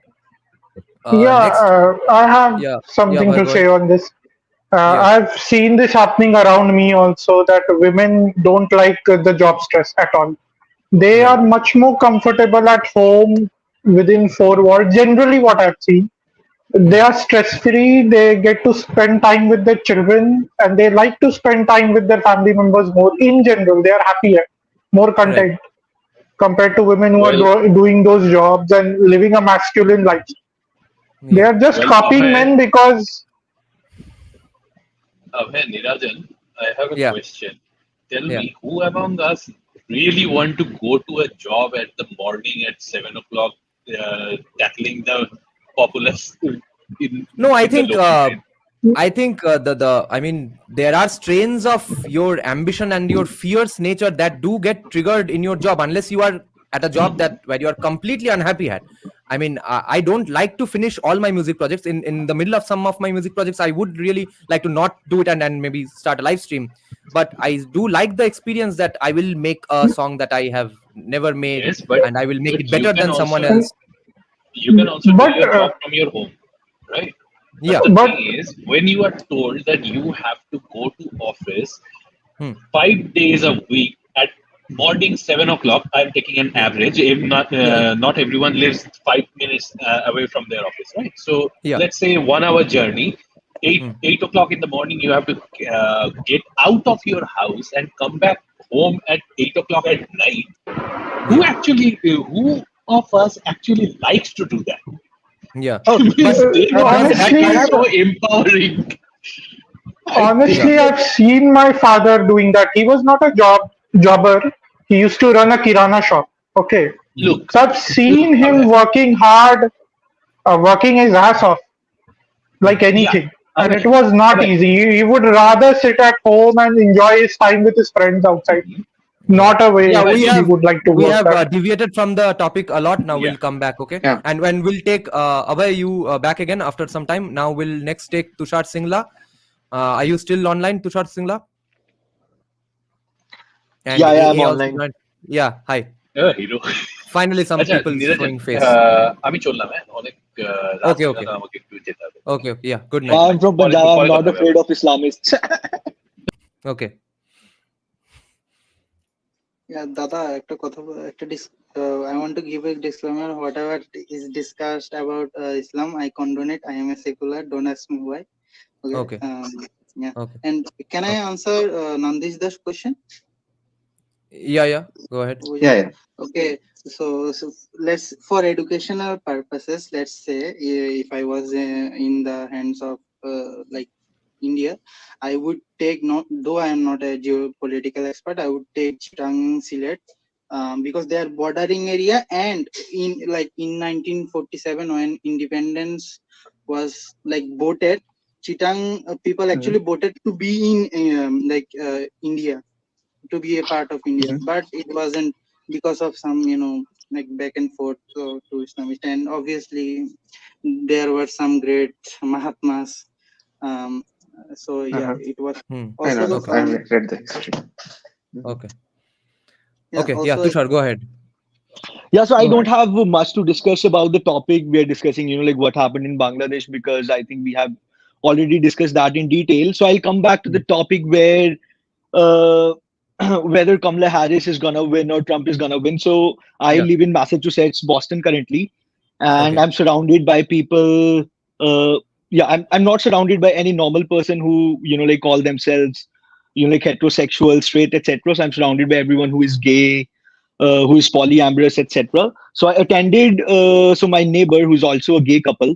Uh, so I attended an event organized by them where like a Democrat representative came. Ayanna Presley was her name, and yeah, so we started discussing. Yeah, Ayanna Presley was her name. She was a black woman, black bald woman, Yeah, yeah. and yeah, so it was a room full of leftists, and I was also, I was also an imposter because I live in a Democrat state. You cannot really be a Republican there because they are like really hardliners. So yeah, so the in that room at that point of time, Biden was still leading the campaign, and then in that room full of people, so they gave active feedback to that person that no, they don't want to vote for Biden. Actually, they did not say that they don't want to vote for Biden. They said that they would love to have Kamala Harris, the presidential candidate. And coming back to the topic where, while I'm living in Massachusetts, no one is a Trump supporter, right? And there are like a couple of other neighboring blue states where Yeah. everyone is a hardcore Democrat. And also the culture has completely changed, that there is no way that they can like vote for Republicans because Yeah, yeah. their kids are going to all the LGBTQ events, like right from a very young age. And also no one is living in a like heterosexual marriage. For example, I have this friend, I'll not say her name. She works at MIT as an admin, and like her husband is a scientist. So we met them, met them via social media because we moved to US a couple of years ago and we wanted to make some friends. And one day Barbara came to my house and I asked like, hey Barbara, what's happening? She's like, oh, I found a new lover. I'm like, you already have a lover who is your husband. And she's no, I found another person. So now my husband is my nesting partner. And now I have other partners to do, like something else. For example, with one partner, I like to go to parties. With one partner, I like to do painting. And you come across like a lot of people like that who have become like completely polyamorous. So for these people who have gone completely far left, it's not possible for them to like vote for Republicans. And then I've done a couple of visits to Texas. I was in Austin and Dallas, and while Austin and Dallas are in Texas and it's a Republican state, but when you go to their big cities, that's also full That's all of Democrat. LGBTQ. That's all Democrats. So it's been 2.5 years me living in the US. I have actually not come across any Republican myself. But so yeah, so I'm also amazed when they say that like Trump is gonna win, but I personally have not come across any single American who is actually a Republican. So yeah, so that's why I think like probably Kamala Harris is gonna win, or I have not been into that stage. Like people are actually hardliners. So that's my stance on that. And then in that event where Ayanna Presley came, I talked to a lot of people. Like, okay, so we're all like peace friendly people, etc., etc. Then what do you think of NATO, which is a military organization, and they have been doing like so much bad stuff in the Middle East? Then what's your basically say on that? And on that, like they collectively say that we like to have an idea that like all these Western nations are pro democracies, like all that stuff. So yeah, it's really hard to like talk to them on these issues and like actually say your point of view. And all these are scientists, like scientists. It's not that like working class people working at MIT, etc. And then I have another neighbor who is also is apparently a scientist. And me and my wife, like we both are pro BJP, and we're pretty vocal about it. And then when we like mention to them that we are pro BJP, and we're not actually pro Congress and left. They were all alarmed for a while, but then like after living with us, they realized no, actually they're good people. It's just that they don't. Uh, they're just Agree pro with Modi. them. Right. Yeah, it's just pro Modi because for most Yeah. of the leftists in US, Modi is a hardliner because like it's Trump is a hardliner. They just treat him like that. So yeah, so this is what I wanted to add. Yeah. That me Yeah. living in US for the last 2.5 years, I've not come across a single Republican, and Okay. that's why I believe that probably America has, as a Yeah. society, has changed completely.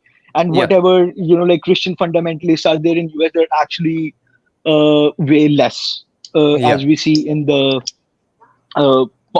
as we see on the news. Yeah. And then there was another point. So on the degrees of Tushar, labor, I'll have right? to stop you a little because there are some people waiting who want to ask some questions to the Bangladeshi guy. Okay, I'll take you back a little while later. Yeah, sure. Okay. Yeah, Nandish or Shuryashish, who are here, who want to talk to Abirzan, go ahead. Yeah, can I go Abhijan, first? you were Am I audible? asking, yeah. Sure. Am I audible? Yeah. Yeah, so man, I had some questions. Firstly, yeah, be strong. I know it's hard times for you, Abir, and your community. In fact, our community rather. Uh, so, first question was like, what is the impact of the social media phenomenon on in these protests, like this Pinaki Bhattacharya and all these? How would you rate their impact, or was it that it was already there waiting to happen and these guys orchestrated that further? How would you rate that? Okay, for that I have to give you an example. So, Pinaki started all of the Pinaki at first was not that much like effective, but after he saw the Maldives episode and then he started like the anti-India game, and after that anti-India game, what he did was like he mainstreamed anti-India, and he made the link between anti-India and Hasina is a pro-India, so Hasina has to be resigned. So that actually resonated with a lot of people, and it was actually mainstream. A lot of people boycotted Indian products, as you have, like those who have followed it know. So it was somewhat effective, but it was not a mass movement.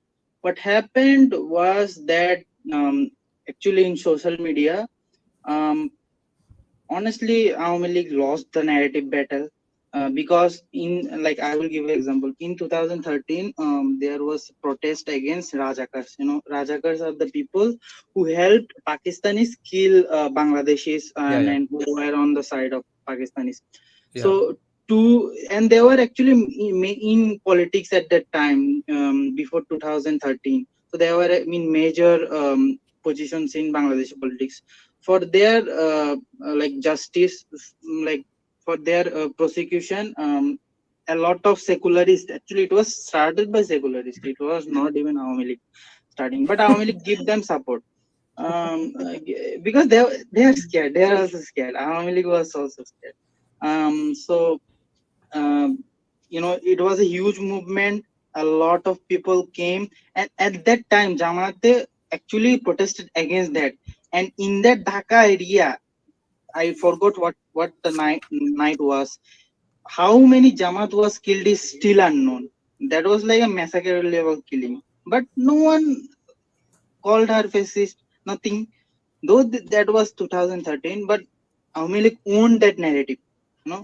This time Awami League does not have a narrative because before a year ago, even all the mainstream channels in the TVs also were reporting massive corruptions of government.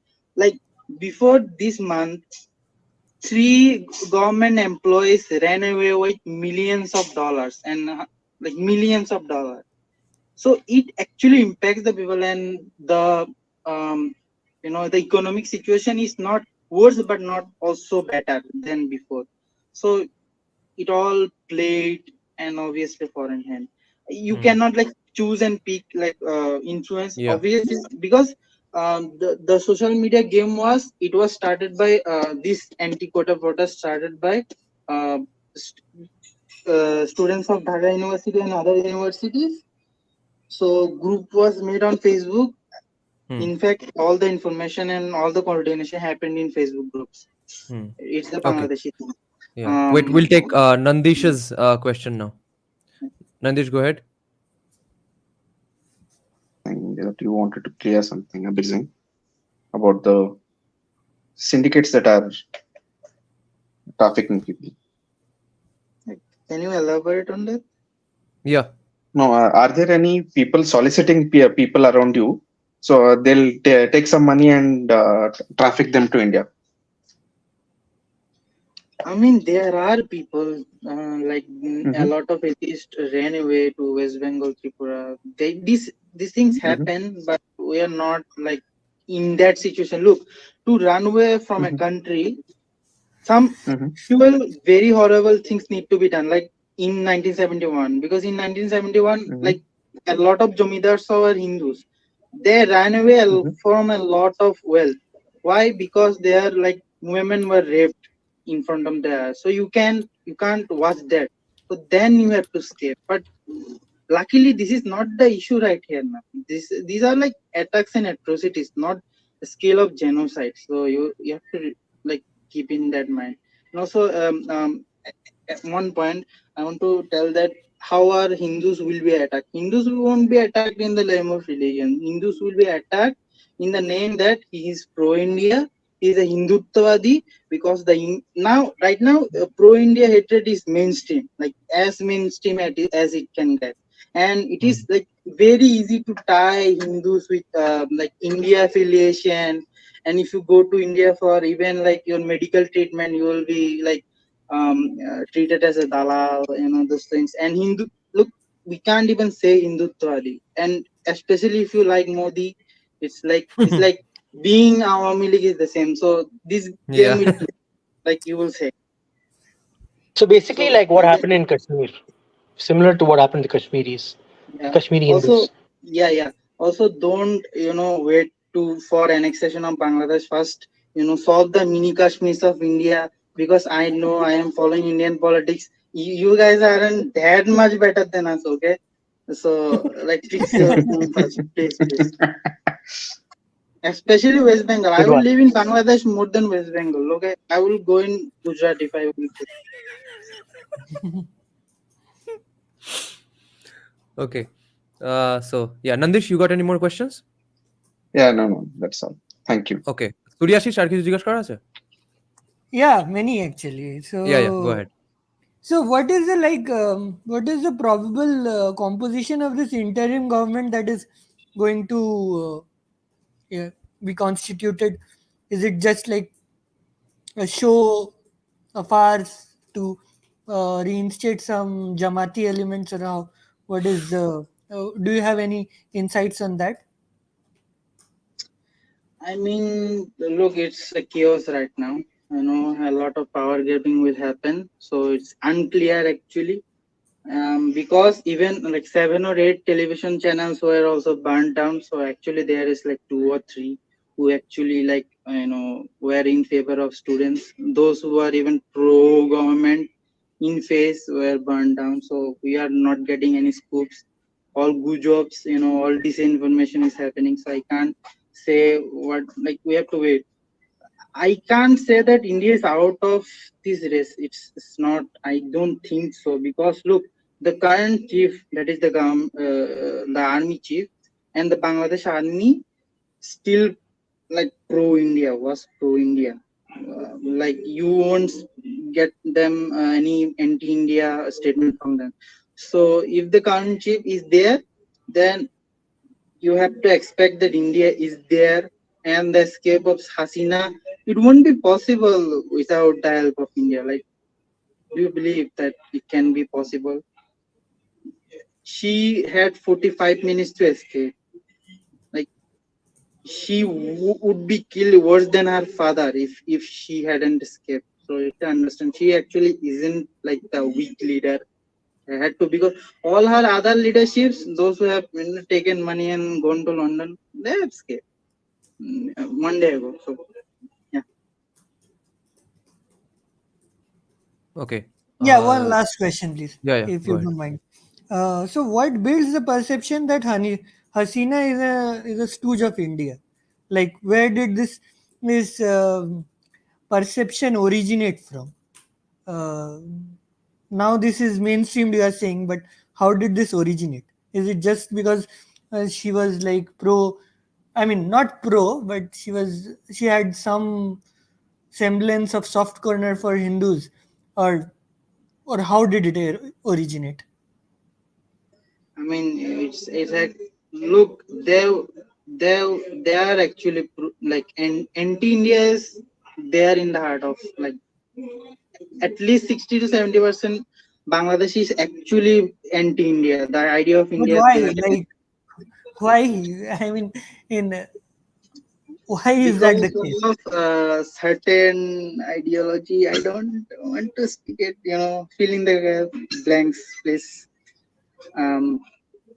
So because if you even like speak there, look, last night from 11 p.m. to 4 a.m.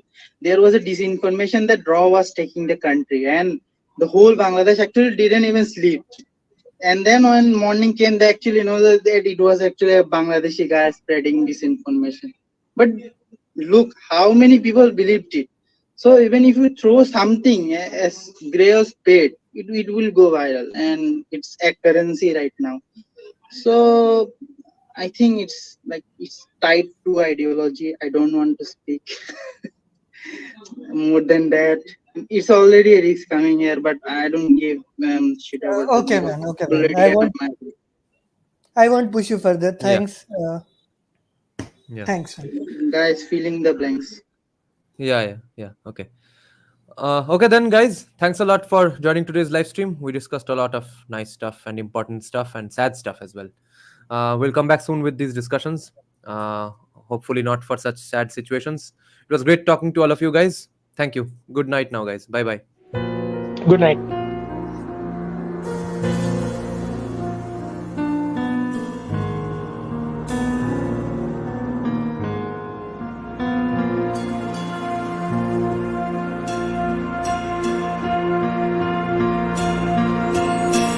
वंशवरूढं महाभीमं गुणाद्रष्टाङ्गरप्रदं हस्य युक्तं त्रिनेत्रं च कपालकर्णिकाकरां मुक्तकेशीं ललज्जयं पिबन्तीं रुधिरं चतुर्बाहु समायुक्तं वराभयकरं स्मरेत् चतुर्बाहु समायुक्तं वराभयकरं स्मरेत् काली काली महाकाली कालिके पापहारिणी धर्मर्थ मोक्षदे देवी नारायणी नमोस्तुते धर्मर्थ मोक्षदे देवी नारायणी नमोस्तुते काली काली